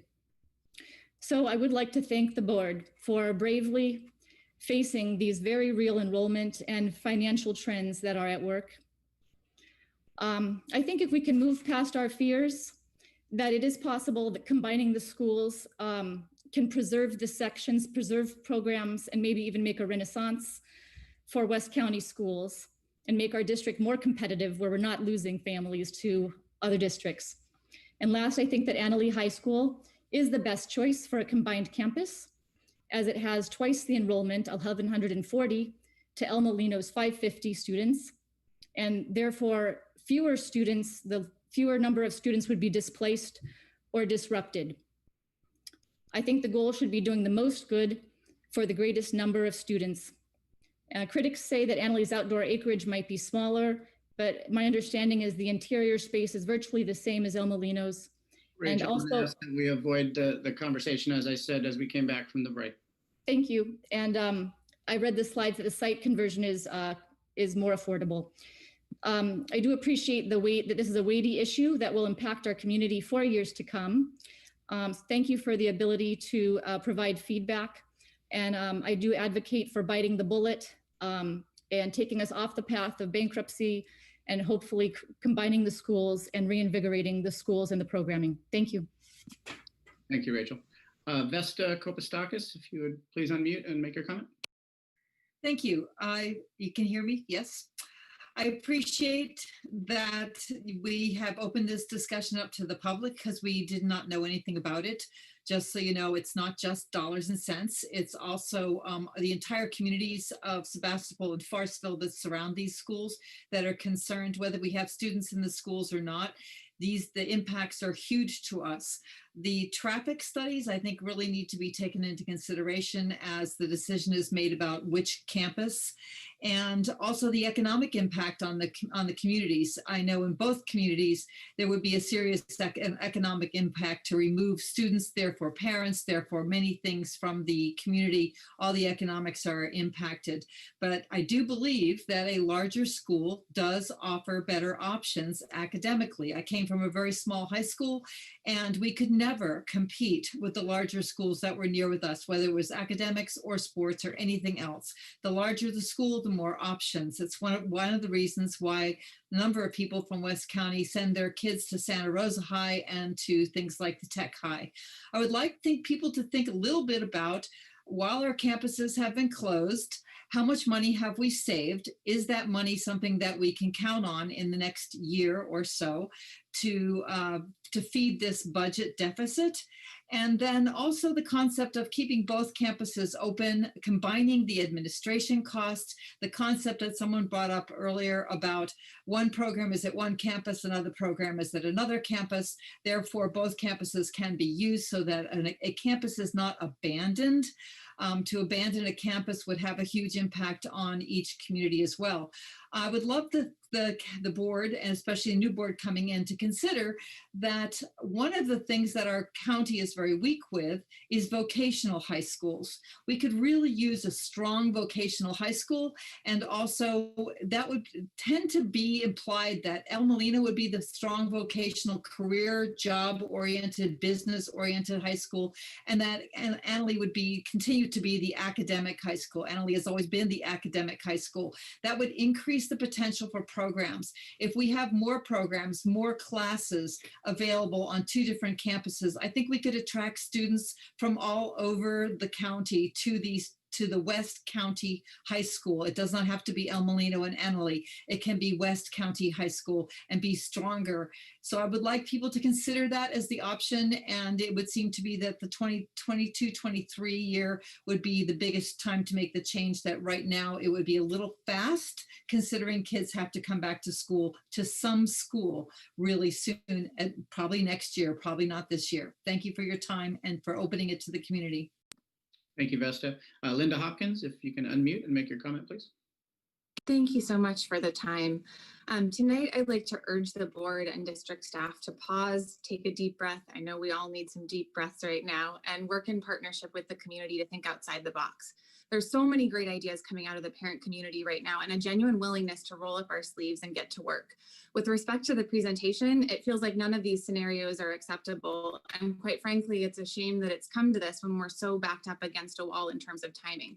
Many of us thought that when we supported a parcel tax earlier this year that we were stepping up to support our teachers and address the structural deficit of the district. Now, not long after passing that measure, we were being told that either consolidation or severe cuts are imminent. It feels like a failure to plan, and it feels like we're focusing on constraints rather than setting a goal and seeking the resources we need to achieve that goal. I really believe we have to focus on the future, on how best to serve our students and how to keep and even improve a robust education system here in West County. I also want to be clear, I am not actually opposing consolidation, but I do oppose rushing into consolidation.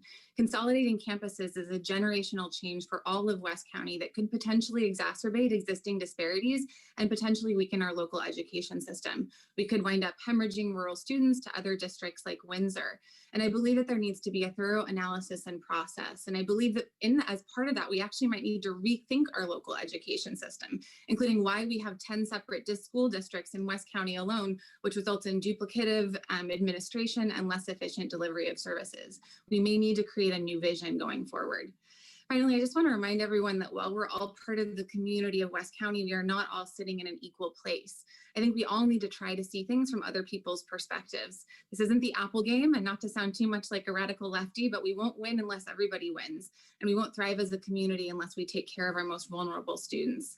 I want to quote Melissa, another parent who shared these thoughts earlier today. The geographical region, which makes up the Elmo portion of the district, faces unique socioeconomic challenges. It's nauseating to think that the board is about to potentially make a decision which would even further disenfranchise our most vulnerable youth. Their sense of community and extra support, which comes from a small school environment, will be pulled out from under them. Dropout rates will increase, especially paired with the additional stress of transportation needs. The ripple effect will be felt for generations. Sonoma County wants to combat homelessness. Well, it starts with ensuring our children receive access to quality education without having to face major hurdles. That's the kind of thing that keeps me up at night. And as a reminder, the highest unemployment rate in Sonoma County is in Monte Rio. The highest rate of homelessness per capita in the county is in the lower Russian River. So is the highest rate of opioid-induced fatalities. Based on a study out of Berkeley, we also have the highest concentration of folks outside of Santa Rosa who are the most significant consumers of behavioral health, mental health, and criminal justice services. I'm definitely concerned about the trauma and the impacts on us students at a time when many students are already struggling. But I also strongly believe that if we work together, we can craft a better process regarding consolidation and preserve jobs and programs. I think we should consider asking voters in March for 3-year bridge funding to allow us to pursue larger scale consolidations and unifications throughout West County and to work with state legislators to secure financial incentives and funding that will support these efforts as well as rural education into the future. I've also been in touch with some potential education consultants, and there may be other funding sources or supportive resources available through the state. Hope we can come together to create some innovative solutions and think outside the box before making a decision that will impact future generations. Thank you all for your service and for your time. Thank you, Linda. I'm going to invite the next 5 panelists into the room. That will be Steve Griffith, Debbie Ramirez, Josh Beniston, Jillian Hayes, and Tracy Klein.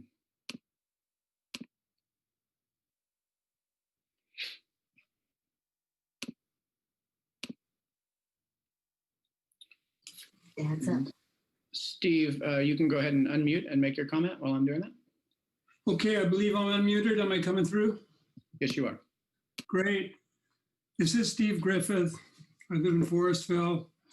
I'm a retired school teacher. I'm a member of the Elmo Ed Fund, but I'm speaking for myself, my family, and my community tonight. My daughter graduated 4 years ago. She's now a Cal Berkeley grad. My son graduated 1 year ago from Elmo. He's now at Chico State. Both were amazingly well served during their time at Elmo because of the small school culture and big school opportunity. So as a former teacher, I brought along an audiovisual aid, and let's see if I can make this work. I have some placards, the old school version of PowerPoint. No power, but I have some points for you. These are comments for you on the board and the administration, and for everyone watching, especially. I want to echo all the speakers in general who mentioned stopping the rush to judgment, even though this is an incredibly tricky time.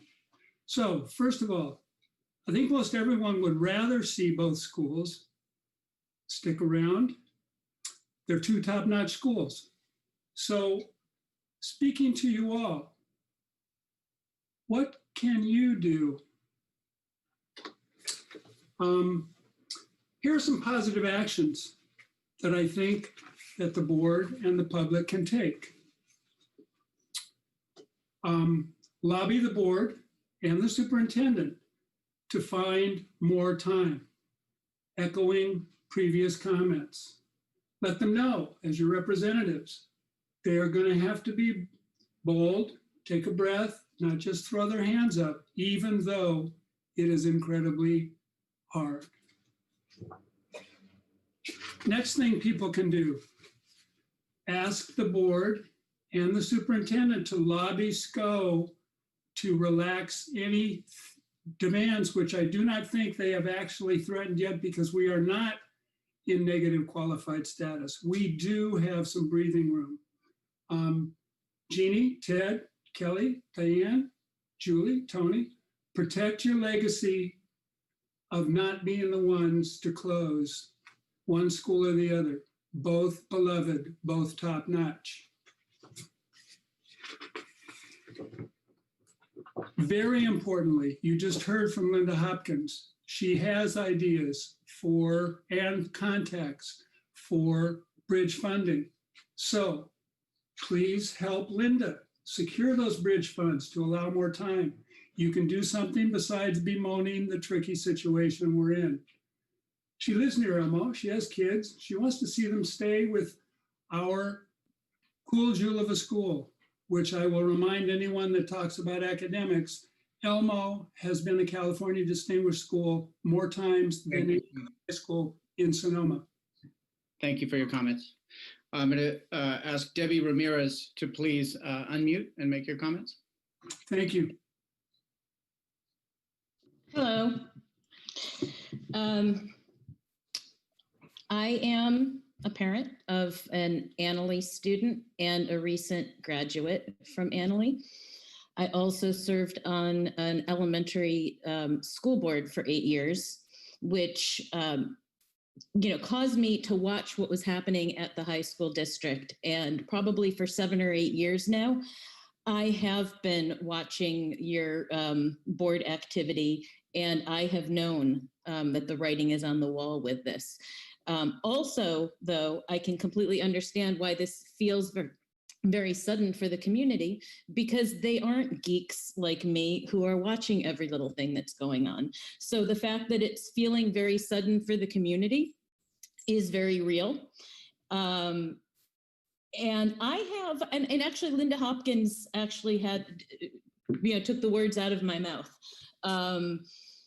Scenario 5 with some bridge funding to provide some time, some sort of parcel tax, perhaps. I think it's something that the community would feel passionate about on a temporary basis doing, so that some more time could be taken to evaluate our options. We're a year out from getting a study from SCO about unifying with the feeder districts. And it just seems like if we could have a few years to take our time and really look at a bigger picture of what consolidation could look like, it might make a lot more sense for the whole community. Both campuses are critical community assets, and they have distinct cultures.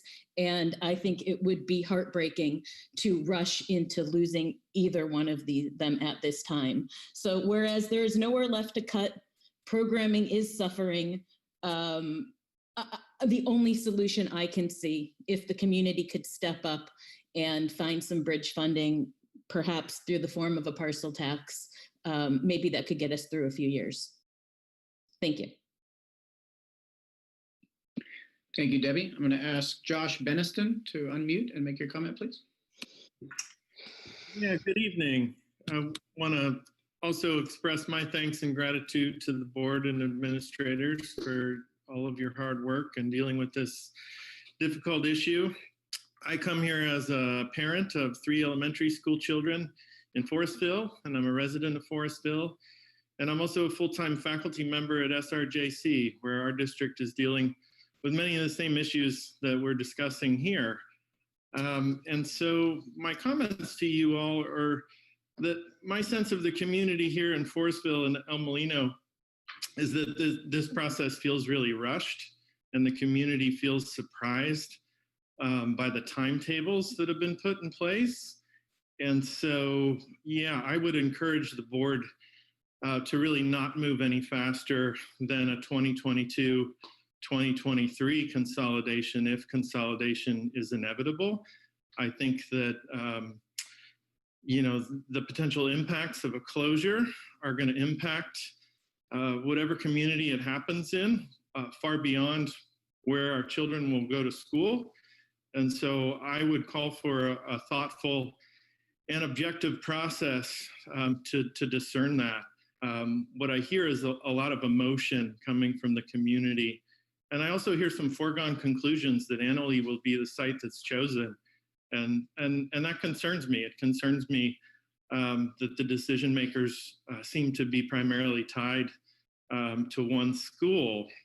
So I encourage you to undertake a longer and more thoughtful process than has occurred to date. I would also echo, I really agree with much of what other speakers, particularly Supervisor Hopkins, have had to say. I think that there's a lot of creativity that could come to bear. I mean, that's what Tony's presentation tonight showed me, was that there probably are more options on the table and more ways to look at this issue that could be explored.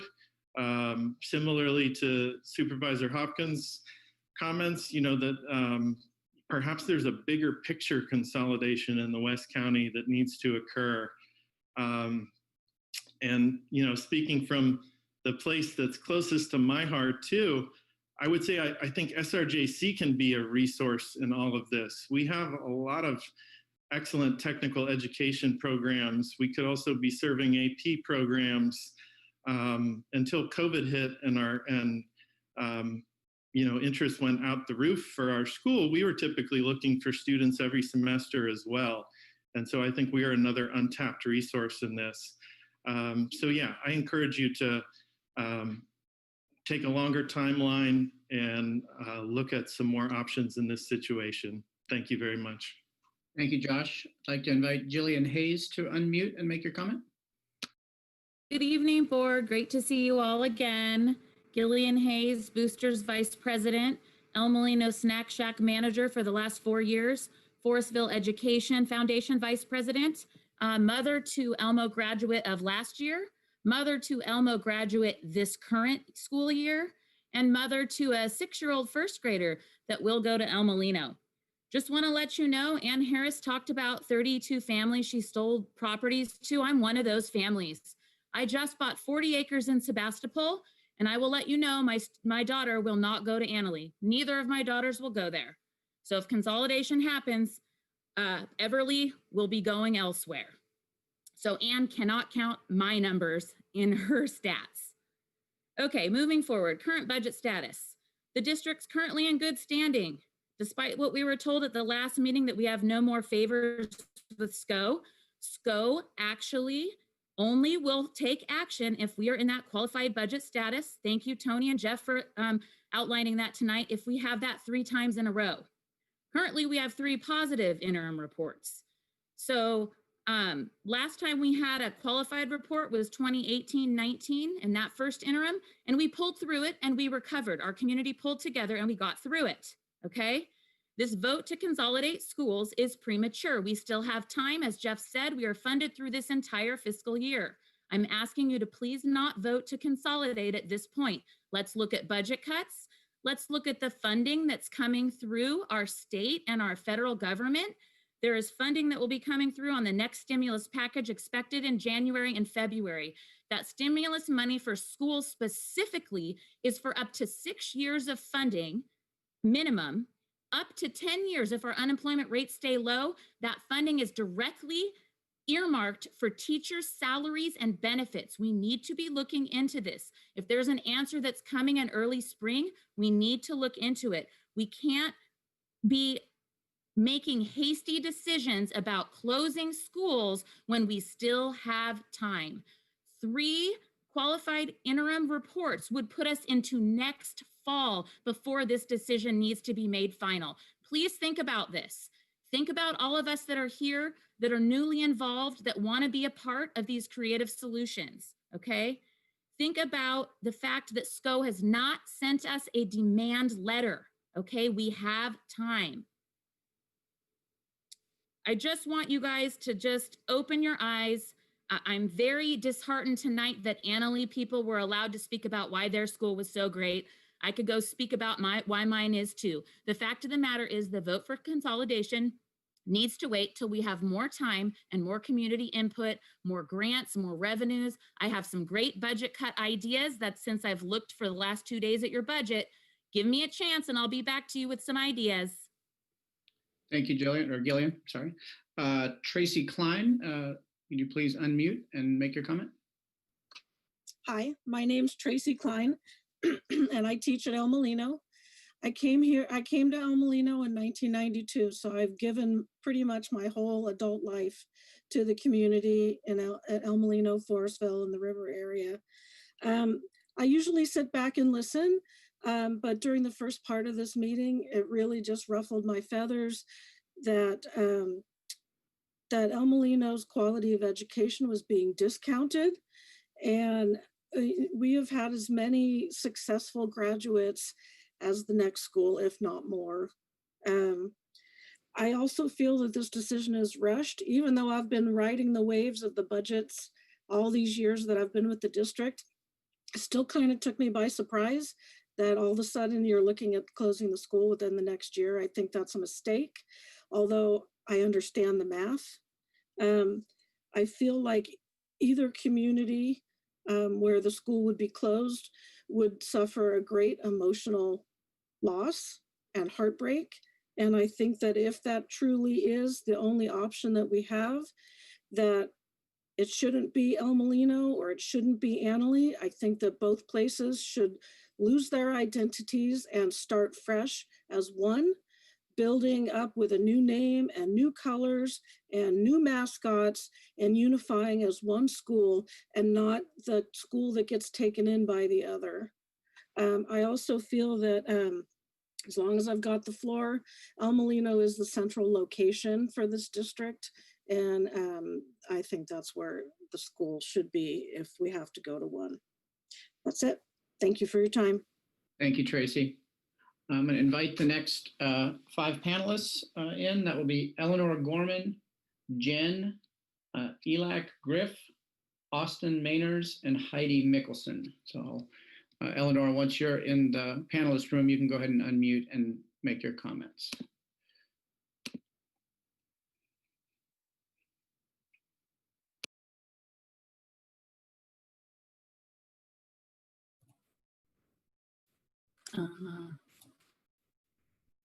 I think I unmuted this time. Okay. Thanks, everybody. Thanks to the board. I know this is a ton of work, and I know it's a ton of work, ton of effort, and no one wants to be in this place. It's been so great listening to all the different parents because it's just given me more perspective and ideas. One, I want to say, I know it's tough for Annalee parents to consider a lot of these cuts. To take away programs that most of the students in this West County have never had. That's tough. I get it. I'd also like to say that anyone who just assumes that Annalee is the academic school is really missing the picture and doesn't know El Molino. So just clue in on that. If that's your perspective, you don't understand El Molino. So just keep that in mind.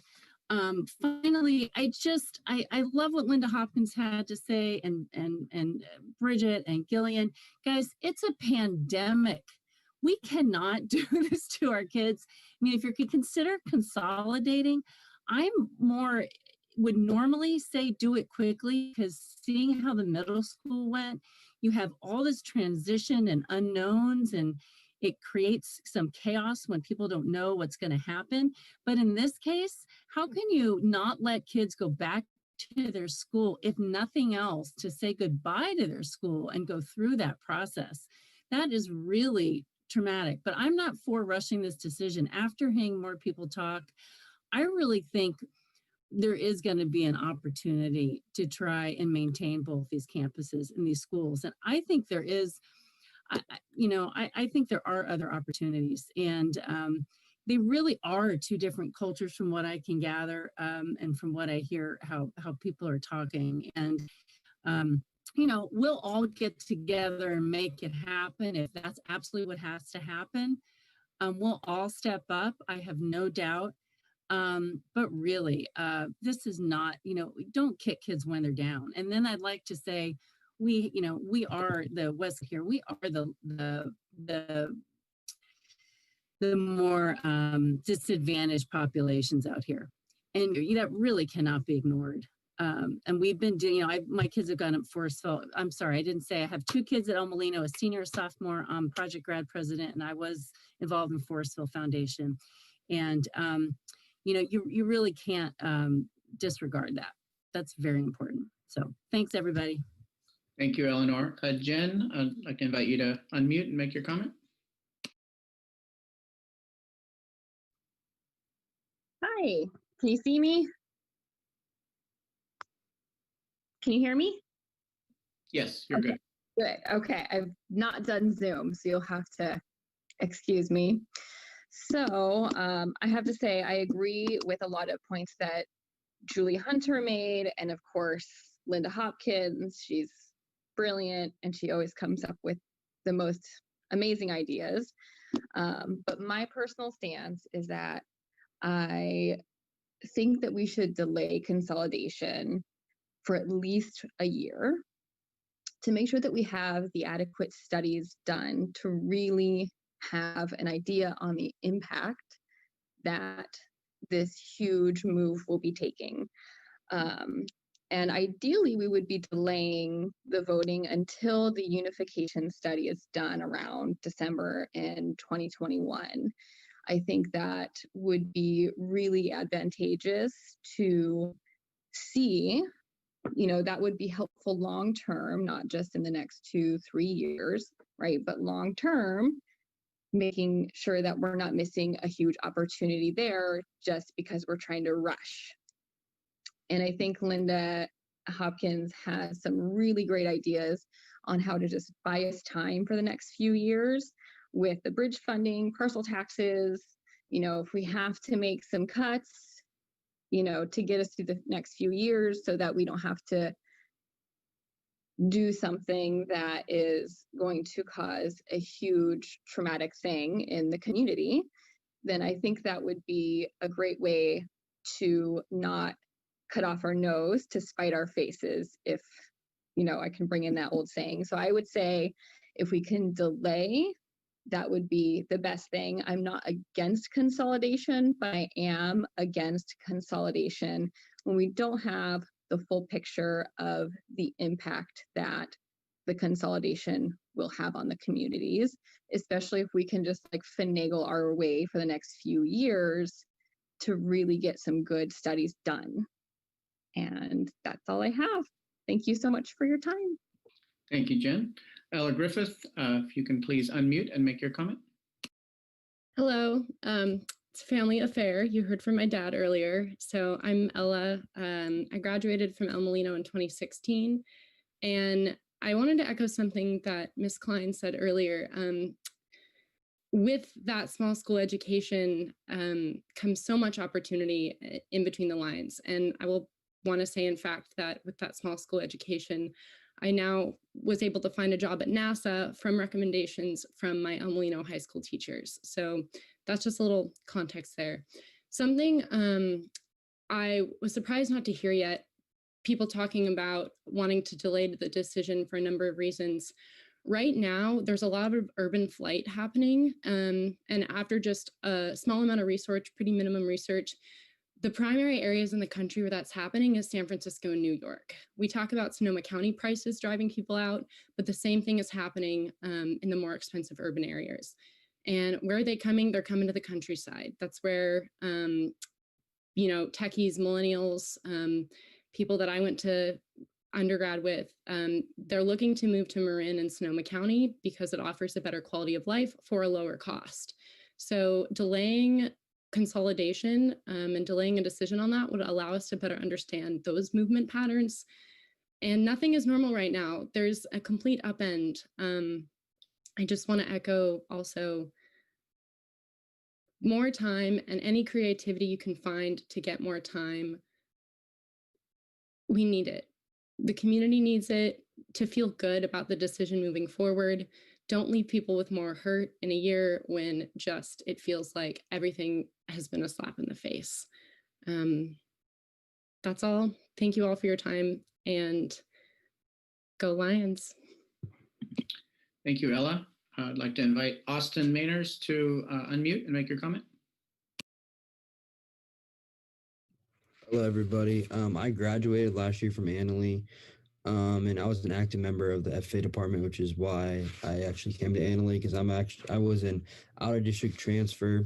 I went to San Jose High School my freshman year, and switched to Annalee the third day of my sophomore year just because I really liked the way that the whole Annalee environment was and the whole ag department. And Miss Mickelson was doing incredible things there and still is. And I mean, we are only a single teacher department, and we have the numbers each year to be able to grow and become a teacher department or whatever, just because due to funding, we're not able to get a second teacher. 2 years ago, we were top 10 in California, and we were the one of two schools on that top 10 list to be a single department, have a single teacher department. So our school, like in our department in general, I mean, we accomplish a lot with only having one teacher and everything. And our program may be a little bit smaller, but everyone just, I mean, that's like their home away from home. I know I spent more time in the ag classroom during lunch and break and after school.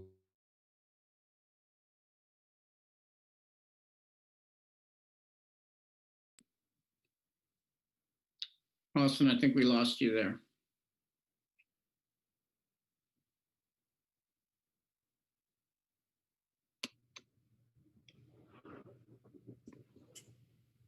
Hello, can you guys hear me? Oh, now you're back. We lost you for a bit there, Austin. Yeah, okay, yeah, it said disconnected. But like I was saying, like I know me and a lot of my friends and everybody, I mean, that was like the first friends that we would make when we'd come to Annalee would be the kids in the ag department, just because we'd spend so much time going and competing, going to conferences and everything. And just like it provides a home away from home. And that's a lot of the like kids feel the most comfortable and stuff and enjoy going to schools because they look forward to those ag classes and the other CTE classes and stuff. So, I mean, as long as whatever a route that we take and ends up going on with your guys' decisions, as long as you guys keep in mind the importance of having those extracurriculars like the CTE classes and the ag classes, because I mean, I know it brings a lot of people out of their shells and it makes a lot of people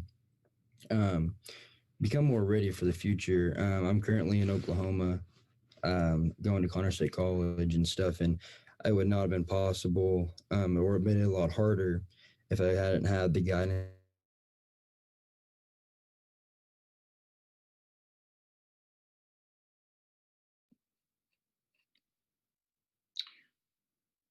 It looks like we lost you again there, Austin. I'm sorry, I'm going to move on to our next. Keeps coming out, so I'll just leave it at that.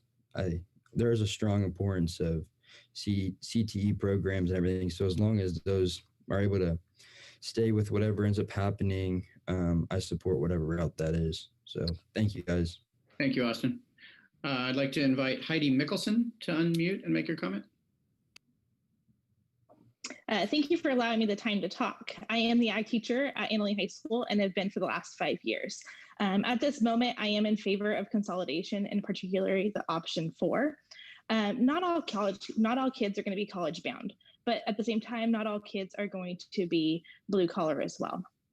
CT is essential to create well-rounded individuals. We teach life skills that will be beneficial to the students and their communities long term. Students need balance. I know even when I was in college taking 21 units, I made sure I had some sort of fun type of class because we all cannot mentally take on just core classes all the time without some sort of balance. We need the arts, the electives, the CTEs, the AP courses, and the sports programs to pull them from all the downfalls that they've been facing over this last year, especially and moving forward. These kids have been through pandemics, floods, fires, strikes, and much, much more. Every year, teachers are getting cut. Every year, teachers are getting pink slipped. And as a teacher, we need a decision. We have lived through so much uncertainty in the last few years. We have been ripped apart and then again pulled together yet again. Students want/need a wholesome education. Waiting to the spring and giving all of the pink slips to match option 2 will bring down the morale of everyone even more. It's not healthy. We miss our kids. We want them home. Let's join this let's join this family and thrive. And I'm not saying that one way or another which site is beneficial. I think there's benefits to both sites, and nobody's discounting El Molino's education or programs there. I think that we have a potential, no matter which site we go to thrive as a community and as West County strong. Because that's the first few days I was here at the site or at Annalee High School, I heard West County strong, and I think this is a time for all of us to band together and be West County strong and make a decision that's going to keep kids in our district, as well as draw in and be a magnet school moving forward. Thank you. Thank you, Heidi. I'm going to invite the next 5 speakers in. That will be Jolene Johnson, Malia Dice, Victoria Rodriguez, High B School Consolidation, and Mariluz Saldana. Jolene, when you get into the room, you can go ahead and unmute, excuse me, and begin your comments.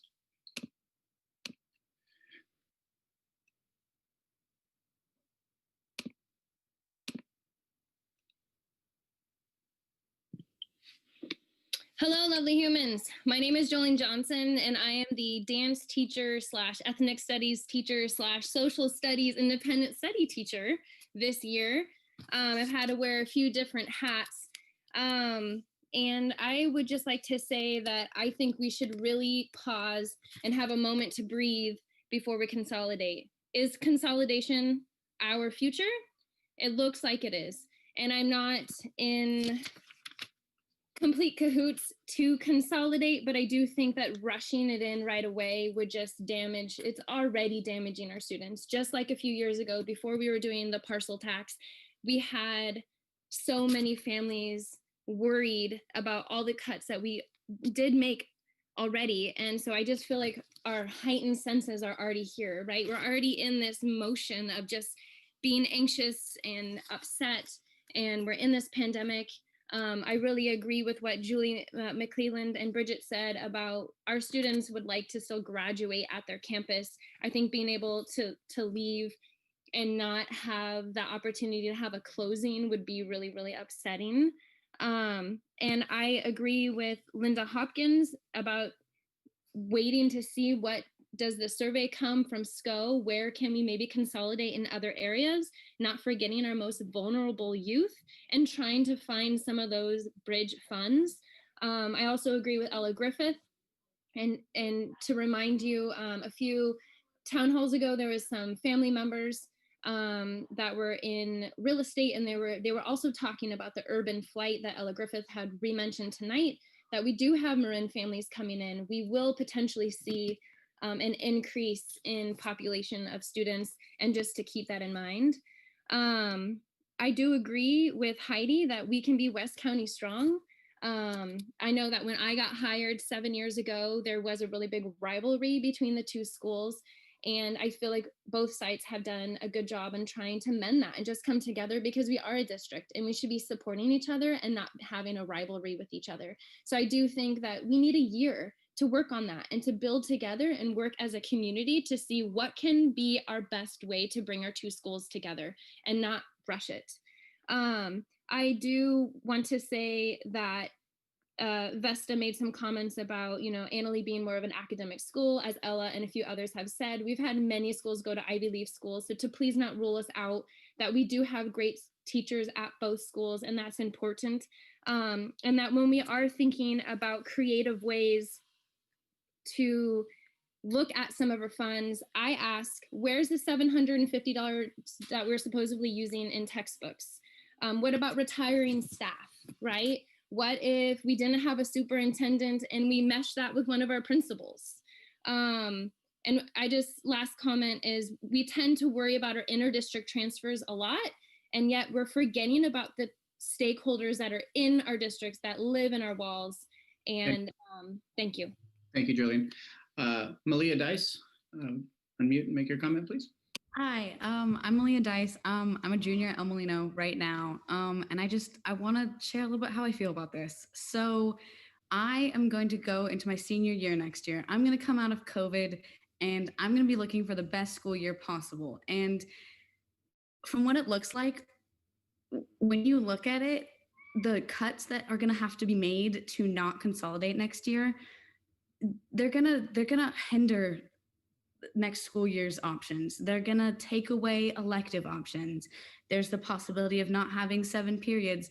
And I just ask of you guys to please consider those of us going into our final year at El Molino or coming out of COVID and not giving us that year of less options, that year of dismal opportunities. People talk about, let's not consolidate, like it's the last option. And they talk about making budget cuts instead of consolidating. Those budget cuts harm the students so much more than consolidating would. With that being said, I would like to address that there's a foregone conclusion that should we consolidate, we would be going to Annalee. And I have seen support of that from Annalee parents, and they're so in support of this consolidation because it's not that big of a deal for them to get a couple more kids in their school, for them to get El Molino students coming to their school. However, when that happens, you leave the West County folks, Rio Nedo and West, you leave them. You leave them to themselves. You leave them to dealing with their own issues of transportation. And I really want you to consider the students' best interests in this and keeping students enrolled in your schools.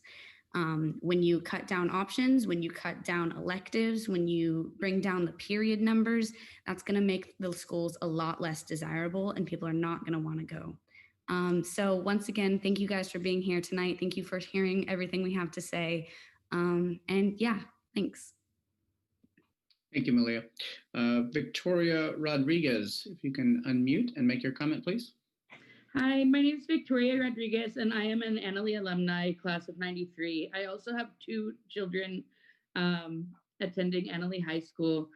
I have not participated in any of your previous town hall meetings. However, it was brought to my attention sometime last year that there was a possibility of doing some type of consolidation or that one of the schools would be disappearing. And it was honestly quite a shock to me when I heard it. And I just want to let you guys all know how important it is to get the voice out into the community. I think that there are many other options besides the 4 options that were laid out at the beginning of tonight's meeting that could be addressed. And we need to talk to people in our community in order to look for those options. I know that it's definitely a challenging decision to make. And if it's really only laid out where there's only those 4 decisions options, I am sadly having to say that I am for the consolidation. I don't feel like our communities at either school can is deserving of having all of the classes cut. Both my children have lived in Santa Rosa for the last 7 years, and we're out of district, but this year I am now living in Sebastopol and live a block away from the high school that my children go to. Regardless of El Molino or Annalee, that to me is not as important as the mental health and the economic health that consolidation would, how much it would affect all the children in our schools. I know after having my children live through the pandemic and the fires and everything, I just feel like there has to be some other option within our community. We have such a wealth of community and people who really care so much about our youth here in Sebastopol and the outside area. Thank you very, Victoria. Thank you. High B School Consolidation. You can unmute and please state your name for the record before commenting.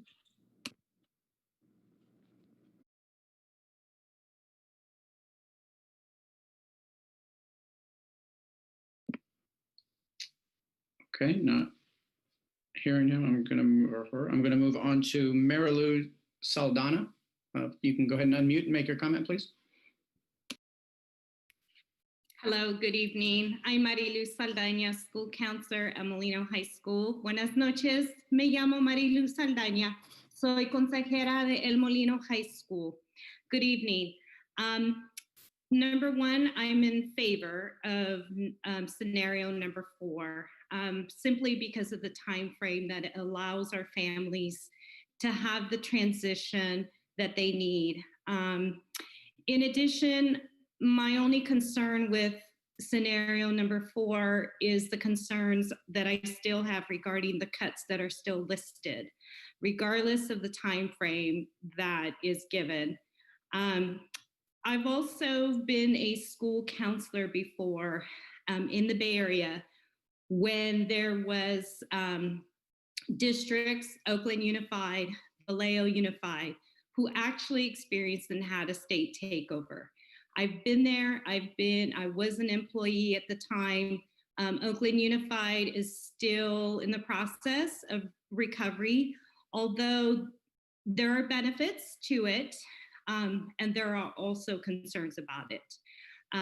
So just in terms of the community, the board became an advisory board, but not so much the decision makers. Number 2, the time frame that scenario number 4 allows us to do is to allow our families to have the transition.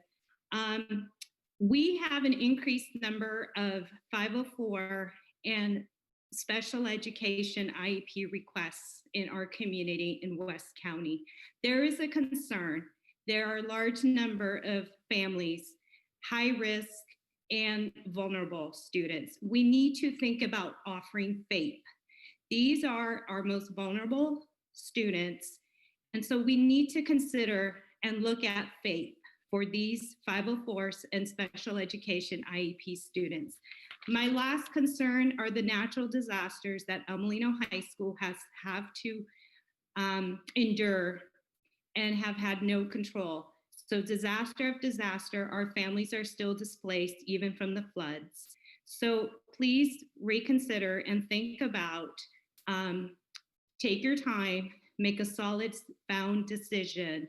Our families need you, allow them the time to recuperate, to recover, and to come back to a community that they know and that they're familiar. The most stable place that they have is the El Molino campus. Our families are displaced and they are not in a position right now to be able to make a solid transition, and the education that we need to offer needs to be appropriate, free, and accessible and equal to our community. Thank you. Thank you.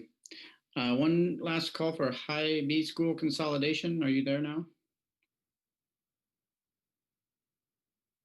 Okay, not hearing anything. I'm going to invite the next 5 panelists in.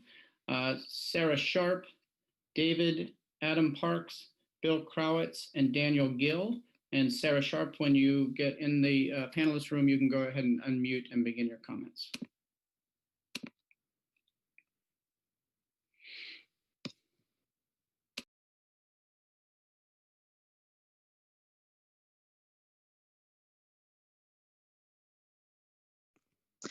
Hello, can you hear me? I'm not very familiar with Zoom. Can you hear me? Hi, thank you. I want to thank the board for their time and for the opportunity to speak. I'm the parent of a 4th grader at Forestville Elementary School. I literally heard about 24 hours before we received an email about the possibility of this consolidation. And I was a little bit concerned with the way it was worded, that it sounded like this was almost already a decision, given that we were talking about phase 2 and phase 3. I just want to ask that I'm not totally against consolidation necessarily after hearing some of the arguments, but I 100% believe that this is the wrong time to be doing it through this pandemic. How much discussion went on behind closed doors. I know many other people in our community feel the same way, that this is sudden. We just kind of believe that the budget was going to get worked out, I guess.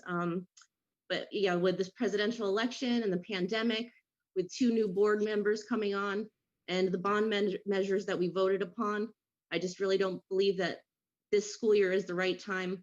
There's a lot of creativity in this community. And I think that's pretty much it. I just want you to allow us more time for this decision and for the community to be involved. And thank you. Thank you, Sarah. David, if you can unmute and make your comment, please.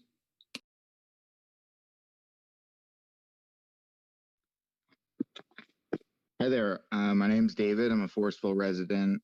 I purchased my home here in Forestville last year with the intention of the community for my kids.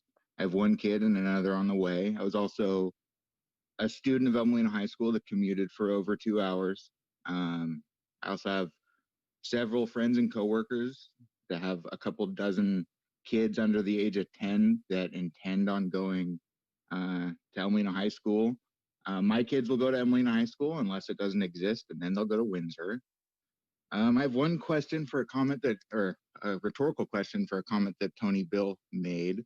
If we've been kicking the can down the road for years, why haven't we done any studies or research towards a consolidation or other options such as district consolidation?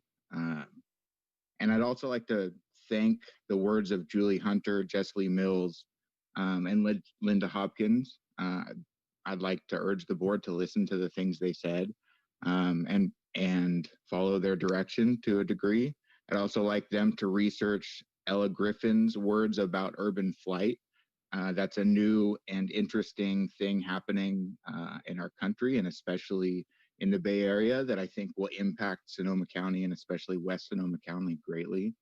I'd like to talk about the district lawyer. His job is to tell you what's legally correct and what's legally the minimum. Well, the minimum might not be to do a district advisory committee, and this might meet the minimum to do a few town halls, but I feel that you need to do what's right for the community, which is to have a committee and have community input and community involvement. And that can't be done in the next month before you guys vote. So I think it's obvious that there's the opinions about consolidation vary immensely. I think that everybody has an interest in it. I think that finally the community is getting involved for whatever reason. Thank you, Jessie, for bringing it up in our community. But I think that what you're hearing the most of for those that are worried about this is that we need to wait. And we need to wait and do more research, think outside the box, look at creative financing, leave your options open, and not consolidate next year. Maybe consolidate in a couple years, but not consolidate so quickly, and look at all the options and follow the process that's correct for the community, not necessarily the minimum legally. Thank you for your time. Thank you, David. I'd like to invite Adam Parks to unmute and make your comment, please. Hi. First of all, Malia Deus, when you graduate from whatever 12-year college you go to, come find me. I will offer you a job. I will find a place for you. That was brilliant. This isn't about El Molino versus Annalee. This is about money. We can all agree, if it wasn't for the dollar figures, we would not be talking about consolidation. Annalee parents are going to rally for Annalee, go Annalee blue, blah, blah, blah. El Molino parents are going to rally for the Lions. I get it, but that's not the issue here. The issue is there is no time to wait. Everybody, a lot of the comments tonight have been on, please delay, let's wait and see what happens, let's wait and see what happens. And I'm trying to rein myself in a little bit because I've been dealing with this for a year and a half. I'm the co-chair of the West Sonoma County Community Action Coalition, and we've been looking at this budget for a year and a half. This is not new news to us. I don't mean that to be trite. I don't mean that to be talking down to anybody, as I've been accused of for the last week on social media. That's just what we've done.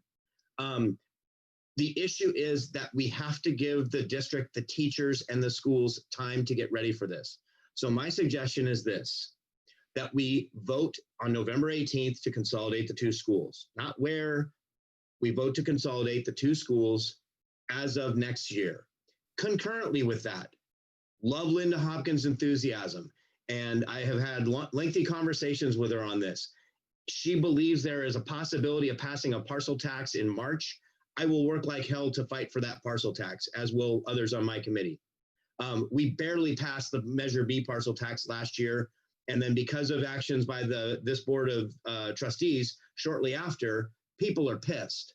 They don't want to hear about any more money for this school district right now. So I have my doubts as to whether it'll work, but I will happily fight for it. There's a lot of other people that have suggested they have ideas, that they have ways to save money, that they have bridge funding that's available. All those are great. Bring them to the table, bring them to the Community Action Coalition, bring them to the board, if wherever you feel heard. Let's get those out. But in the meantime, we need to vote to consolidate now. We need to give everybody that has to do the work time to prepare. And the delays that CEQA will cause for the same result will result in harming our kids further.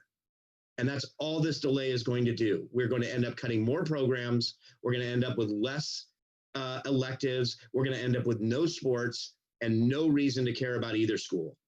And that's a tragedy for the kids. It's not about the parents. It's not about our passion for our schools or our alumni or our histories. It's about what's best for these kids that are coming up. Thanks for your time tonight. Thank you, Adam. I'd like to invite Bill Krawitz to unmute and make your comment. Yeah, hi. Bill Krawitz from Sebastopol. Yeah, hi. Thanks for the presentation at the beginning with the charts and the conversation about our picture, which really looks really bleak. You know, showing the decline in enrollment over the last 10 years. That's probably 10 years plus. The chart only goes back 10 years. You know, we've got, 1,800 students, 500 are inter-district transfers, which to me sounds very risky about having those kind of people stick around. You know, the presentation did a nice job of explaining the challenges over the years, our cutbacks we've had to do to teachers and of course programs. And so it's to the point where now we got two schools with, you know, probably a limited set of programs or sub-optimized, right? You know, the presentation showed a nice, unfortunately, a big deficit that doesn't look too good. And, you know, my estimate probably would be that it's probably even worse, right? With the pension situation we've got going. I looked at the California teachers pension just during this call. It's $107 billion short, and that's using the assumptions that they use in that to calculate that, which a lot of the experts think is erroneous and that the deficit's much worse. So I would assume there'd be more of a funding request back. Our picture's probably a lot worse than it looks. I'm sure everybody recently got their property tax bills. We've got 6 assessments for the high school district here. 5 of those have happened during our decline in enrollment. So it's, you know, we've kind of known, or maybe we didn't know this, but obviously the picture's not getting any better. I do kind of agree that we look like we've just been, you know, this has been a problem brewing. That's, you know, we've kind of pushed it down the road a ways, and unfortunately now we've kind of got to make a decision. So I guess my suggestion to the board is you move forward as quick as you can. The quicker you get to one campus, the quicker you get to scale, which will give the students the best, largest option of programs. So it's best for them. They may not like the one campus, but at least gives them potentially the best education. So I guess my suggestion to the board is you make the decision as soon as you can and consolidate as fast as you can. Thanks. Thank you, Bill. I'd like to invite Daniel Gill to unmute and make your comment, please.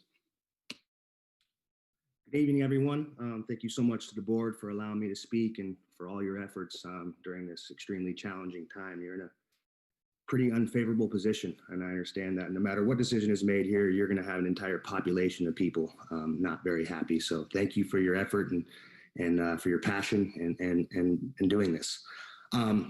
Just a little context to who I am. My name is Daniel Gill. I'm a 2002 graduate of Annalee High School, a third generation member of my family to attend Annalee. Currently, a fourth generation member of my family is a junior at Annalee High School. My niece Taylor's a junior at Annalee. To say that Annalee High School is important to my family and I is an understatement.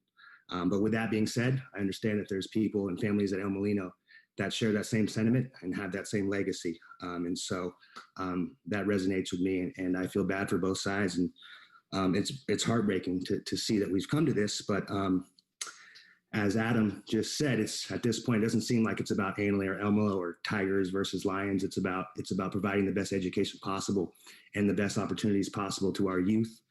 And to me, it sounds like from everything I've been able to gather, that consolidation is the best option to do that. So I'm here to show my support for scenario number 4, consolidation in the year 2021, 2022. You know, Annalee, I understand that Annalee, El Molino, these are more than just high schools. These are pillars in their community, their institutions, their people, their schools where people come from all walks of life to be a part of. I too, like Ann Harris, am a real estate agent in Sebastopol.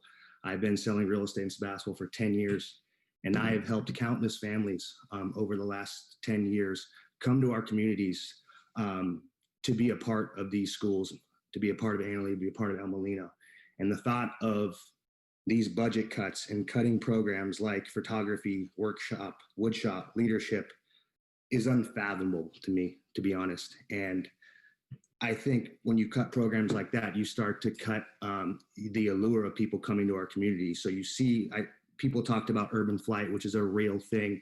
You have all these tech companies closing down in the Bay Area, and people are coming to our area for, yes, a better quality of life, but a part of that quality of life is a better education and more opportunities for their children.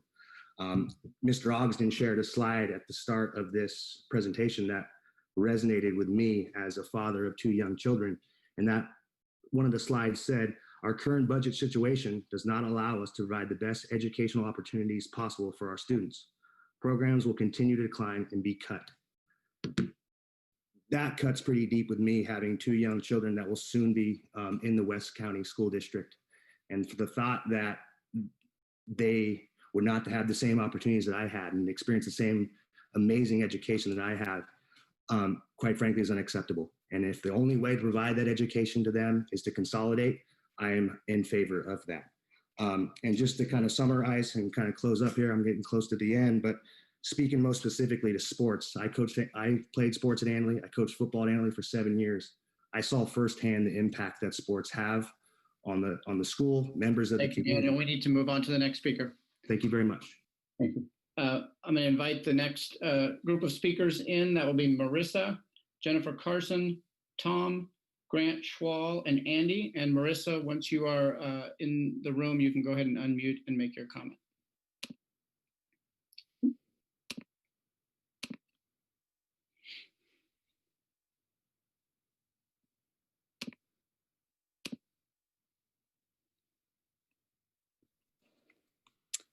Okay, hello.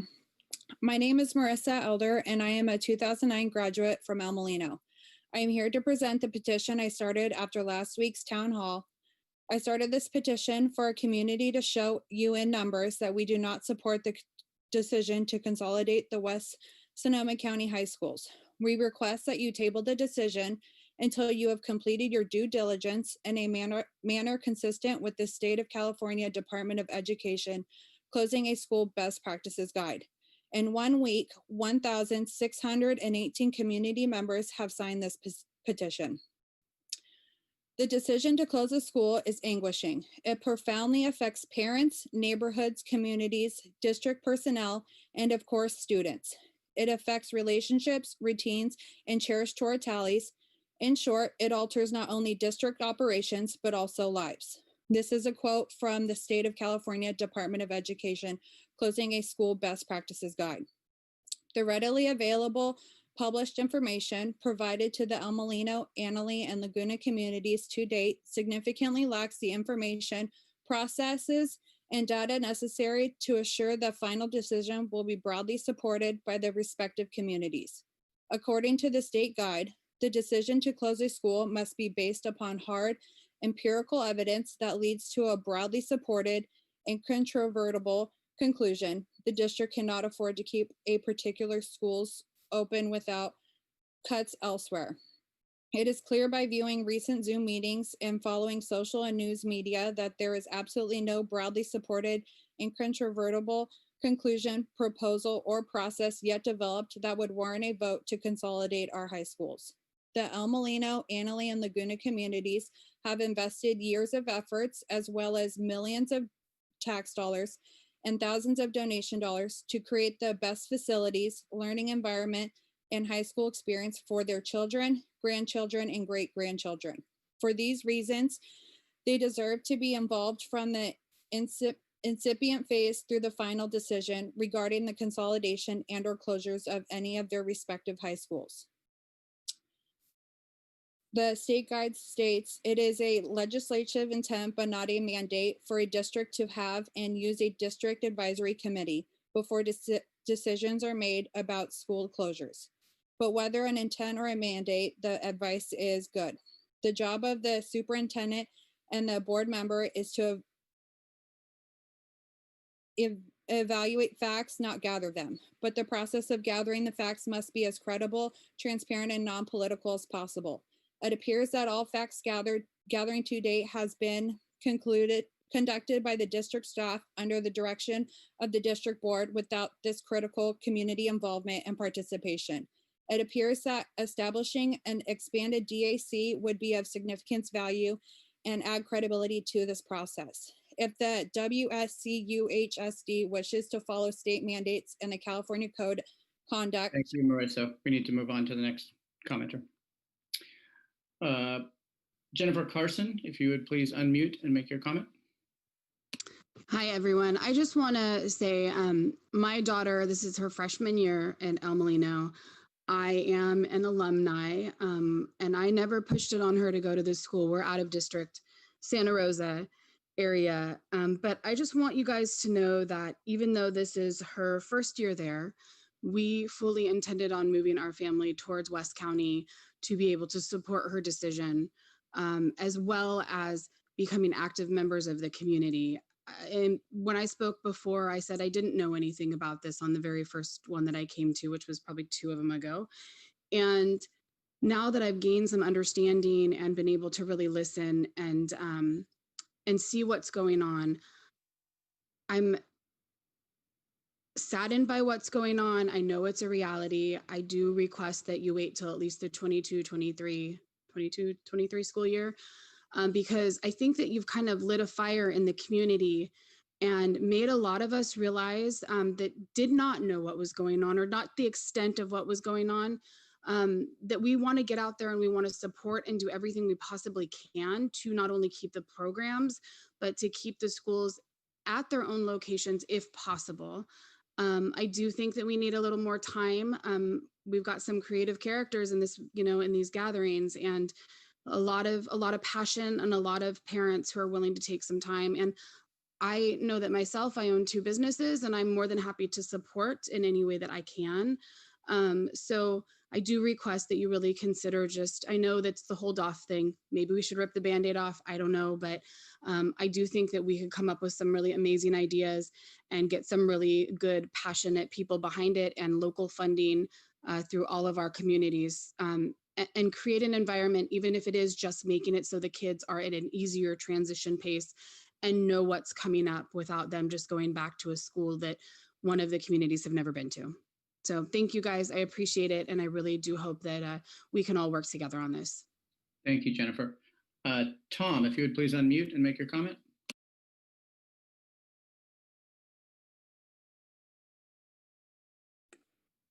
Hello. Go ahead, Tom. Yes. My name's Tom Bertoli, 1982 graduate of Vanley. And I recognize a few other faces in the room here. but I'm sorry my video is not coming up for some reason. But anyway, I've made a lot of comments on Facebook through our 82 alumni and alerted them to things. And a lot of people are like, well, wait a minute, I want to be involved with that, and I think, a lot of people have mentioned tonight that, it is kind of based on the money.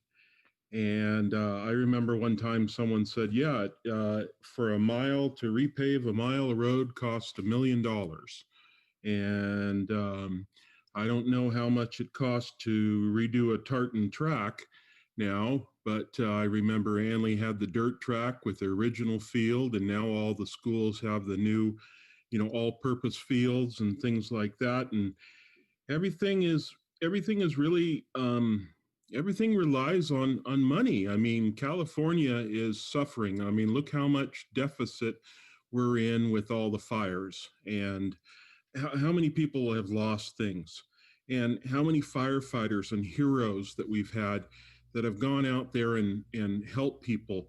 And then now the recovery process starts. But I believe that even especially yesterday, I had so many people say, gosh, I don't know if I should go to sleep tonight because I don't know what's going to happen with the president vote and all that sort of stuff, and I think that honestly, you should delay the can't say the word, but consolidation till 21, 22, because I think there's going to be some other things that are going to happen when it comes to the money, both back to state as well as federal. And, one of the gentlemen spoke that he was with the SRJC. And I wanted to say that one thing that popped into my mind, that if ever anything ever came up without rebuilding campus, what about Schoen Farm? There's a lot of room out there. And, if it ever came to rebuilding, but I doubt if you'd probably ever do that, but that would be a general location. I just also wanted to say that my dad was a teacher with the district for 30 years. My mom and her two sisters were also graduates in the late 50s. And my cousin is the honorable judge of in Sonoma County here, Jim Bertoli, as well as being the voice at the football games. But there's just a lot of other things I wish I could mention here, and my time's running out. But I just hope that the kids get what they deserve, and that's what's important to me. Thank you. Thank you, John. Grant Schwall, if you can unmute and make your comment, please. Hi there. My name is Grant Schwall. I graduated from Annalee in 2017.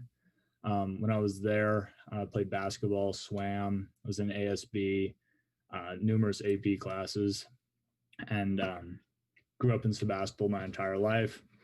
I'm now a senior in college in Spokane, Washington. And one thing I just wanted to kind of touch on is that every year, I was born in Sebastopol. Every year growing up, I watched Sebastopol get richer and richer, like the community. But I never saw that go to the schools at all. Like I said, graduated in 2017. I was the year behind the 2016 class, which I believe was the largest class Annalee ever had.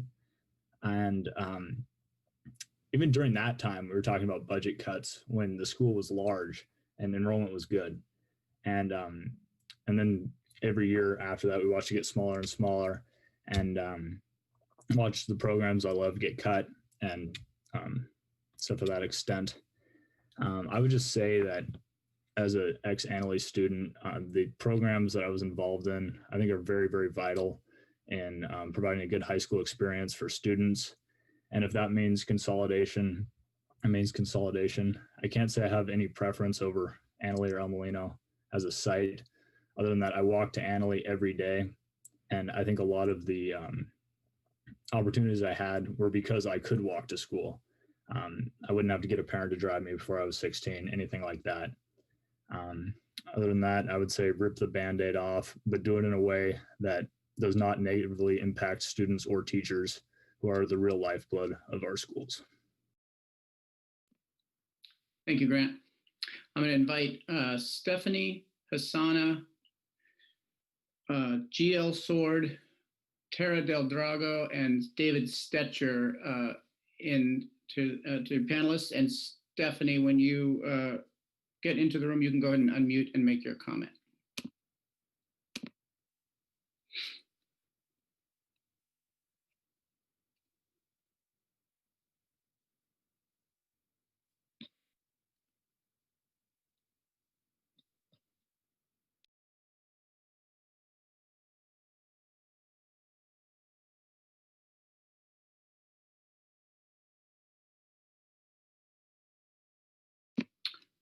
Stephanie, are you there? Okay, I'm going to invite Hassana to go ahead and unmute and make your comment, please.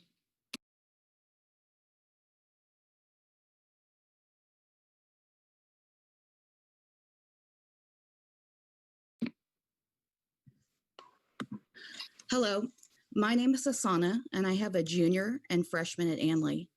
I have attended all the town hall meetings and have been listening to all sides. I graduated from Pioneer, so I have no long history at either school. I do understand that this is a very difficult and sad situation and a decision coming that is not easy to make. We came from Sunridge and went through the mass exodus threats when vaccines became mandatory. At that time, many parents said they would not be attending school if vaccines became mandatory. In the end, we ended up losing 2 students. Emotions are high, and I hate hearing people say that they will not attend the school of choice if it was not their school. This is sad. When the decision is made, we need to be the best we can be and merge together and stronger. I'm in favor of consolidation this fall, as I do not want to see any cuts. I agree that we are out of time. I would hate for electives and sports to get cut. I represent a student with an IEP, and he struggles in school. Each and every day, he puts on a brave face and goes to school looking forward to his electives in sports. He is not looking forward to English class or history class. He is looking forward to do things like woodshop and Project Make and advanced conditioning. Without electives and after-school sports, he has nothing to look forward to at school. Electives also give kids a well-rounded education. Think of the beginning of the pandemic. Where did people turn? They turned to the arts, with people singing to each other on their balconies and people recreating famous paintings and posting them on Instagram. Our extra electives give us an upper hand on other districts and give us many transfer students. A possible idea would to consolidate temporarily for the next 2 years to wait for certain studies to come in and the governor's announcement to come in. That would save us money and allow us time for fact-finding. At that time, we can really see our budget more clearly and see if we will get ongoing funds and not just one-time monies. I do not know if this is possible, but that could be a temporary solution to get to the final solution. Thank you very much for. Thank you, Hassana. I inadvertently missed Andy in the last group, so I'm going to ask Andy to unmute and make his comment. Thank you.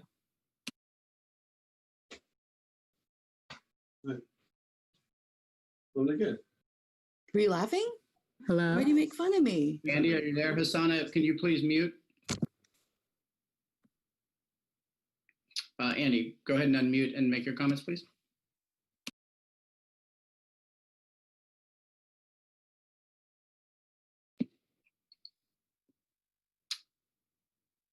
Oh. Okay, we can hear. You're on. There you go, Andy.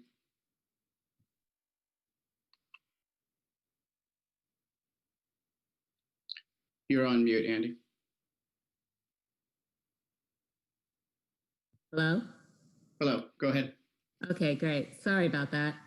I've been listening to a couple of these town meetings, and I'm an Anley grad of 77. My daughter went to El Molino and then continued on to ArtQuest in Santa Rosa. And what I keep hearing, which of course makes sense, is save all the programs for the kids. And more kids in one school will save a lot of those. But Forestville seems to be kind of rocked in their shoes right now, because a lot of us weren't aware of this, and it makes sense to consolidate. However, we're not getting the time to process this.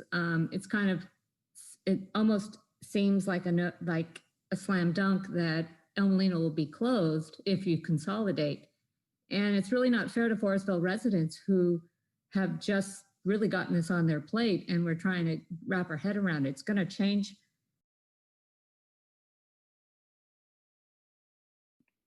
Andy, you're muted again.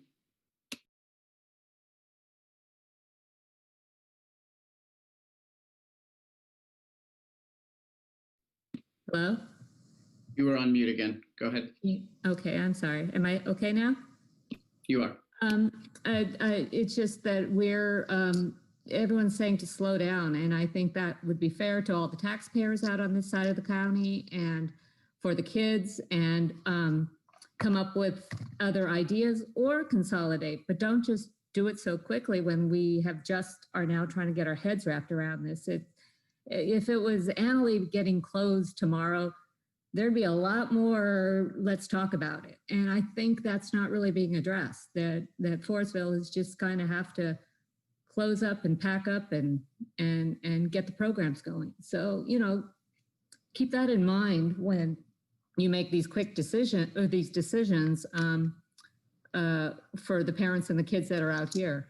And my last concern is an empty campus, which everyone is assuring us that will be maintained and won't be abandoned. But I would love the idea of maybe Santa Rosa JC considering that as a future campus, maybe if things go the way it's sounding like you guys are going to be voting. So anyway, I just thought that was another idea, is try to have JC out there. Anyway, thank you for your time. And I just wanted to say that. Thank you. GL Sword, if you can unmute and make your comment, please.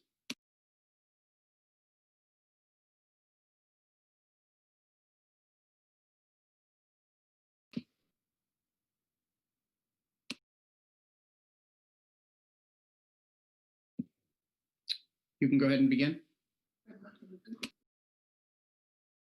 Hello? Yes. Thank you for your time. I just wanted to say, I don't think anyone could understand the rivalry between Annalee and El Molino as much as I can. As my family has been involved in it for many years.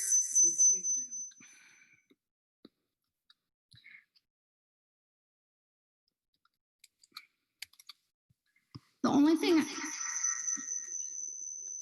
I wanted to mention is that I'm gonna ask you, do you have a two different computers going with the microphones both up?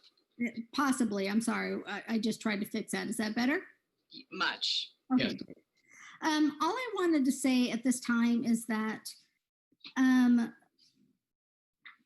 I keep hearing from the board or from the superintendent mostly that Annalee or the district has been kicking this can down the road for many years now. And at this time, now El Molino seems to be the one that is taking the brunt of the consolidation effort. And I just hope that you would all consider taking into consideration all aspects of what needs to be done here. There are so many different options that are going to take time. Everyone has said that the environmental studies are going to take time, that the SCO redistricting options are going to take time. And I just find it disheartening to think that now that we are in a crisis, that there's going to be no more time to take these things into consideration. And I just would ask you all to consider these things, to consider the fact that from all of our perspectives, Annalee is a great school, El Molino is a great school, Laguna is a great school, but we cannot just disenfranchise one community in consideration of another without taking time to look at all the options that we have. Thank you. Thank you. Stephanie, are you there? And if so, can you please unmute and make your comment? Still 280 people on. I'm going to go to Tara Del Drago. Tara, as a second time speaker, I ask that you keep your comments to 2 minutes this time. You can go ahead and unmute and make your comments. Thank you, Julie, Gillian, Jess, Galen, and Sarah. Thank you also for bringing up the whole we can't walk to school thing with the map. I'd really like to real quick bring up the, when looking at which high school to keep open, please use common sense and don't be afraid of change. Why keep El Molino High School open? It's a newer facility established in 1964. There's room for more students and faculty and expansion of the site. 41 acres. Parking, much bigger parking. Traffic flow, better traffic flow. El Molino is centralized in West County to meet the needs of all students and families. Why close Annalee High School? Old facility, opened in 1908. No room for more students and faculty. I'm going to ask that you abide by the original ground rules. This isn't the place for that, please. Okay, so my next thing though is I am going to show, I would really like to show this map of, let me bring in real quick in terms of housing and new families in the Hollydale Forest Hills community alone. We have 30 plus kids here ready to move into high school. We also have moved here for a small school environment. If that was to go to a different school, this is, I would like to actually show you with my video. If you see here in the blue, those are the districts and schools that go to El Molino, or the one campus. And in the green, those are the communities that go to the other campus. So right there, that is a huge, huge deal.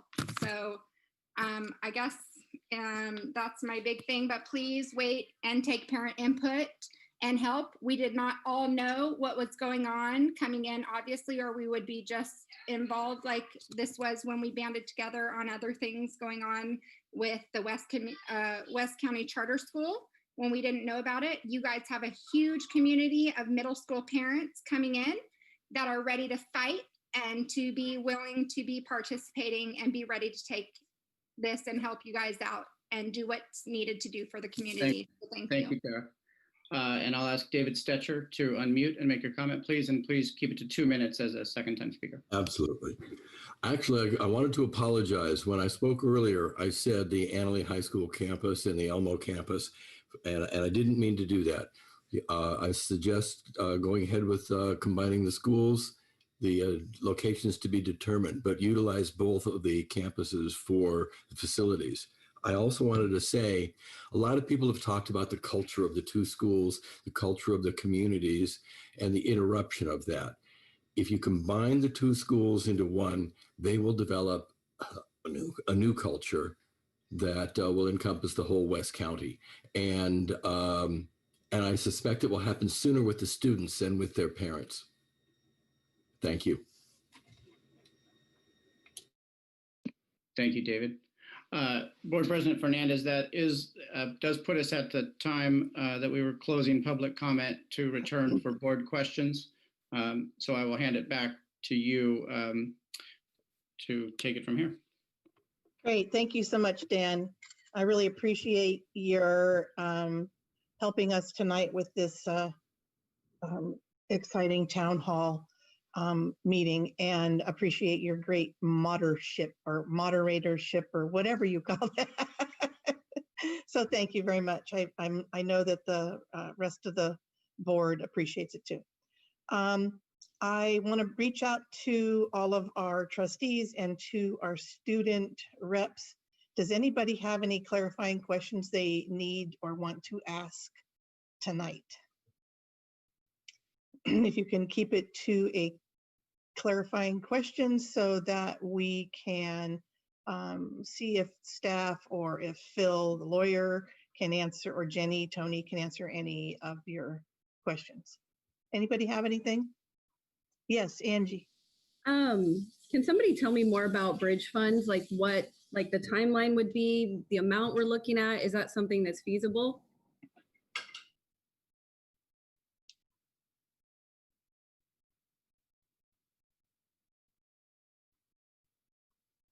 Tony, Jeff, I was can just gonna you say, either? Jeff, do you know anything more about it?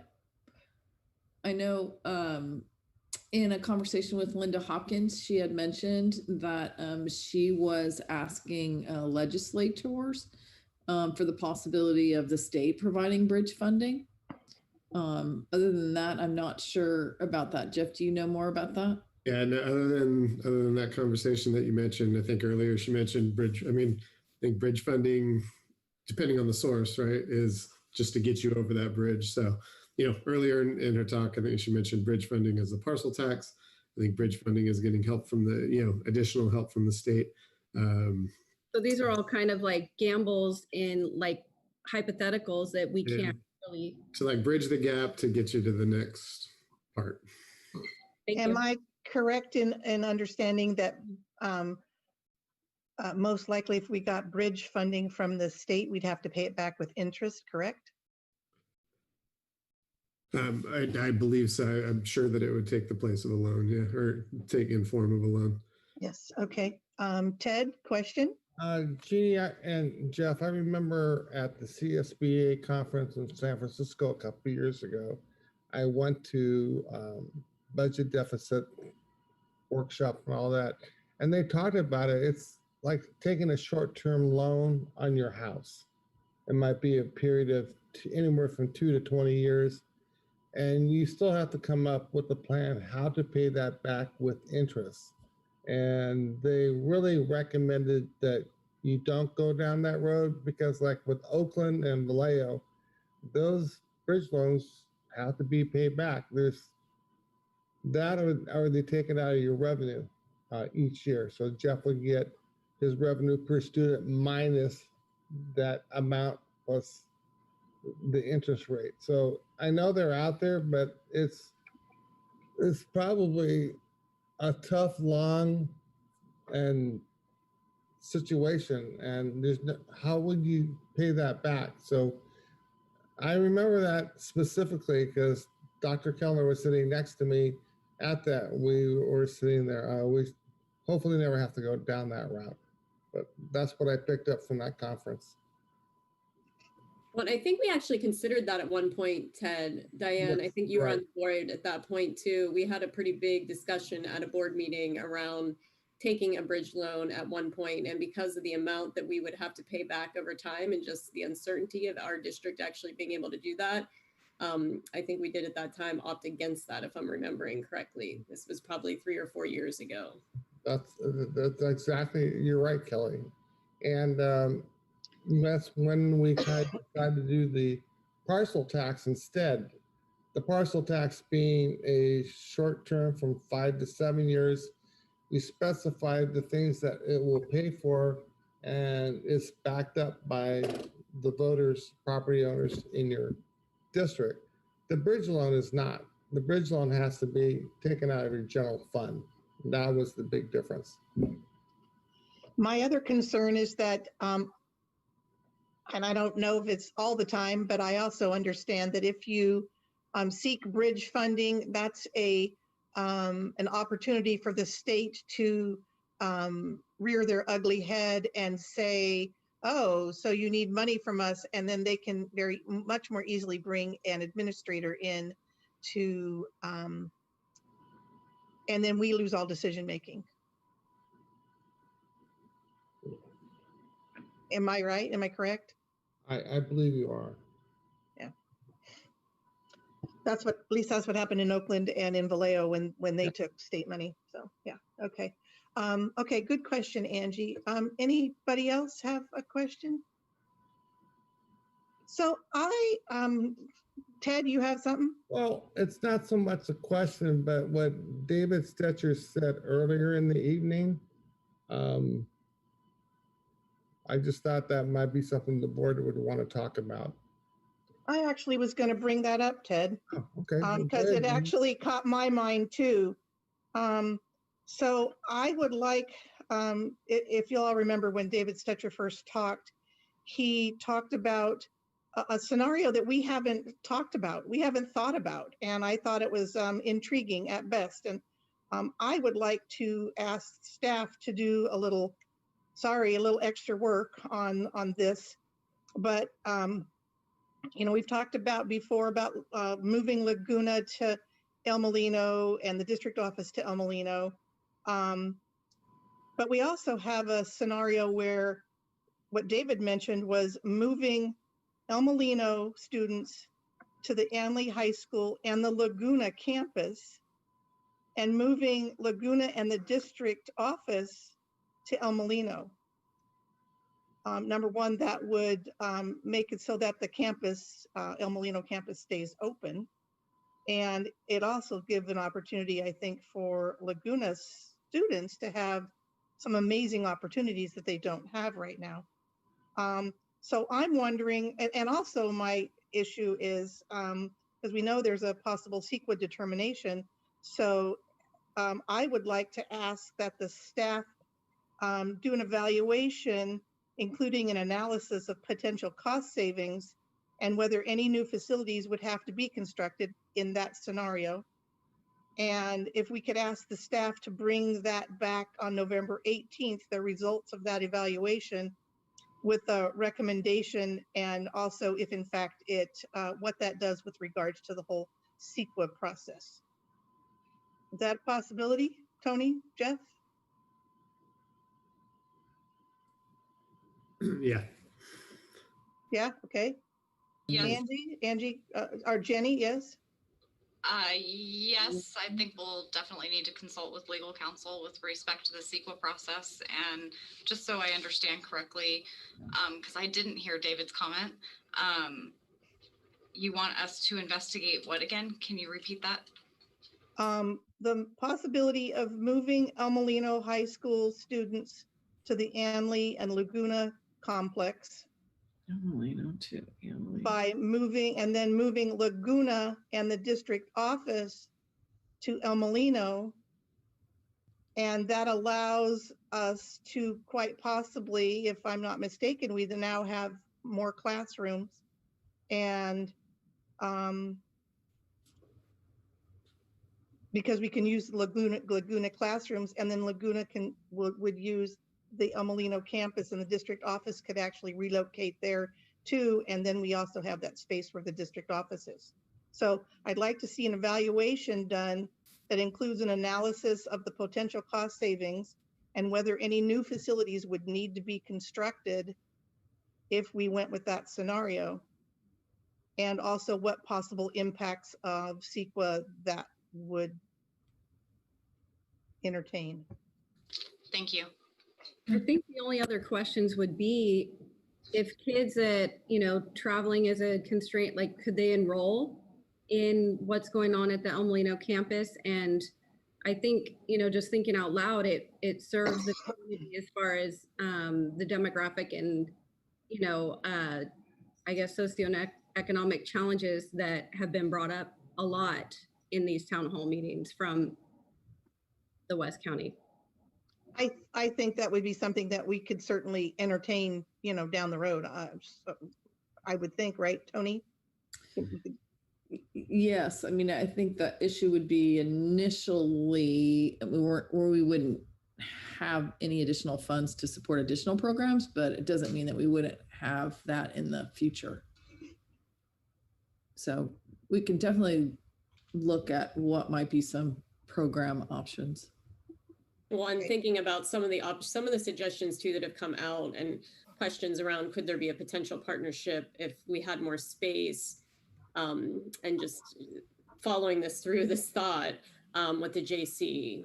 And I don't think you would have that figured out obviously by the 18th, but I think there could be an opportunity, especially thinking of like adult education or just, I think, yeah, there could be other opportunities. I think a lot of opportunities. We could still use the fields. The community could use the fields. I just see some major potential for our Laguna students who don't have really very many electives at all, the potential for a number of electives that could actually really be beneficial to them that they aren't able to ever participate in. And they'd actually have a gymnasium for the first time.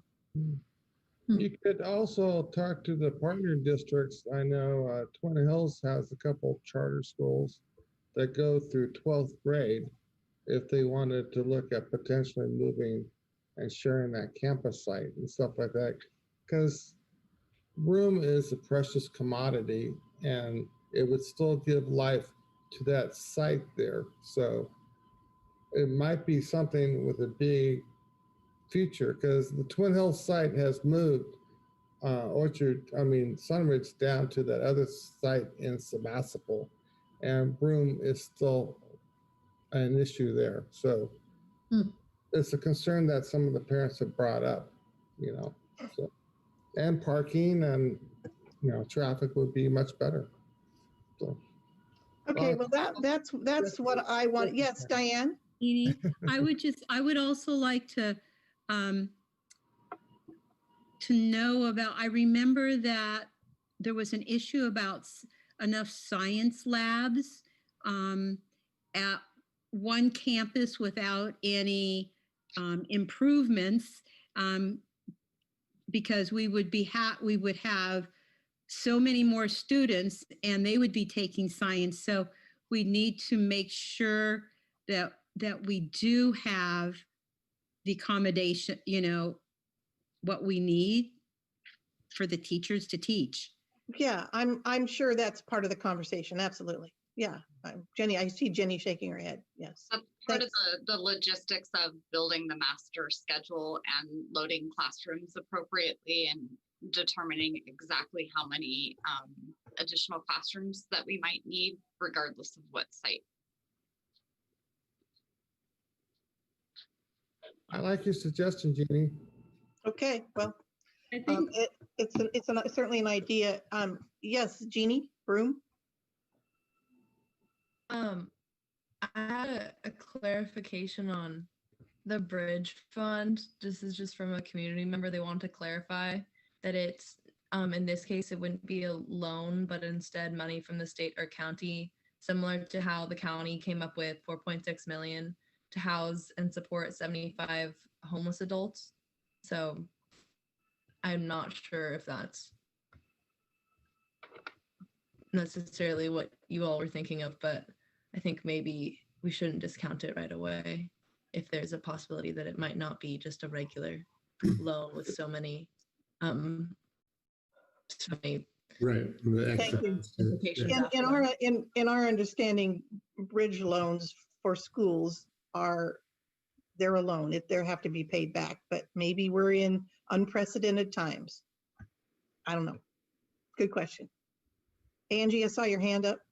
Oh, I mean, the only other thing I would bring up out of respect for both parties, because there has been so much talk about the Lions versus the Tigers, I would just strongly recommend renaming and remascotting just so we can have a fresh start and rebuild the community and kind of dissolve that whole us versus them mentality.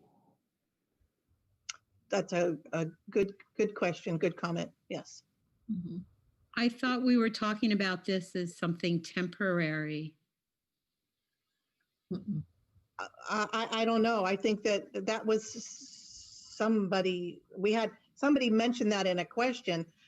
I'm just was reiterating what David said, right? Which was being able to utilize the Laguna campus as part of our facilities needs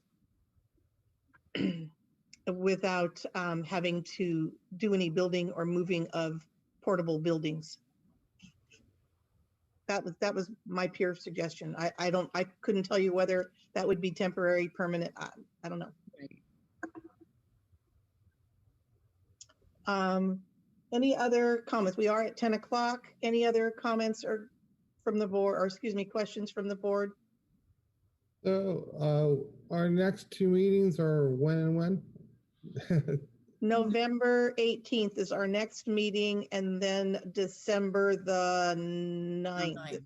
I'm So not my question mistaken. To Tony and Jeff and Bruneman, does that give you enough time to answer Jeannie's questions there? I think And so. to our consultants? I Yeah. think so. I see shaking heads. Okay, that's good. Thanks. I just think the sooner we can get those answers, then that gives us kind of like a scenario number 5. Yeah, Mhm. 4+. Yeah. Okay. All right. Well, I very much appreciate the public being here again tonight. Very much so. Thank you for those 183 of you that stuck it out and got your comments in and got 112 questions in here. That's amazing. And again, we understand that this is an extremely difficult topic for everyone. We understand that there's a lot of angst in everyone's households, and please understand that it's in each one of ours as well. This does not bode well with our stomachs or our heads, and we are doing our level best to take serious our oath of office. So thank you very much for attending and for being a part of this evening. And we will see many more of you at our board meeting on November 18th. And with that, I'm going to adjourn the meeting. Thank you. Good night. Great. I'm officially ending the live stream on YouTube.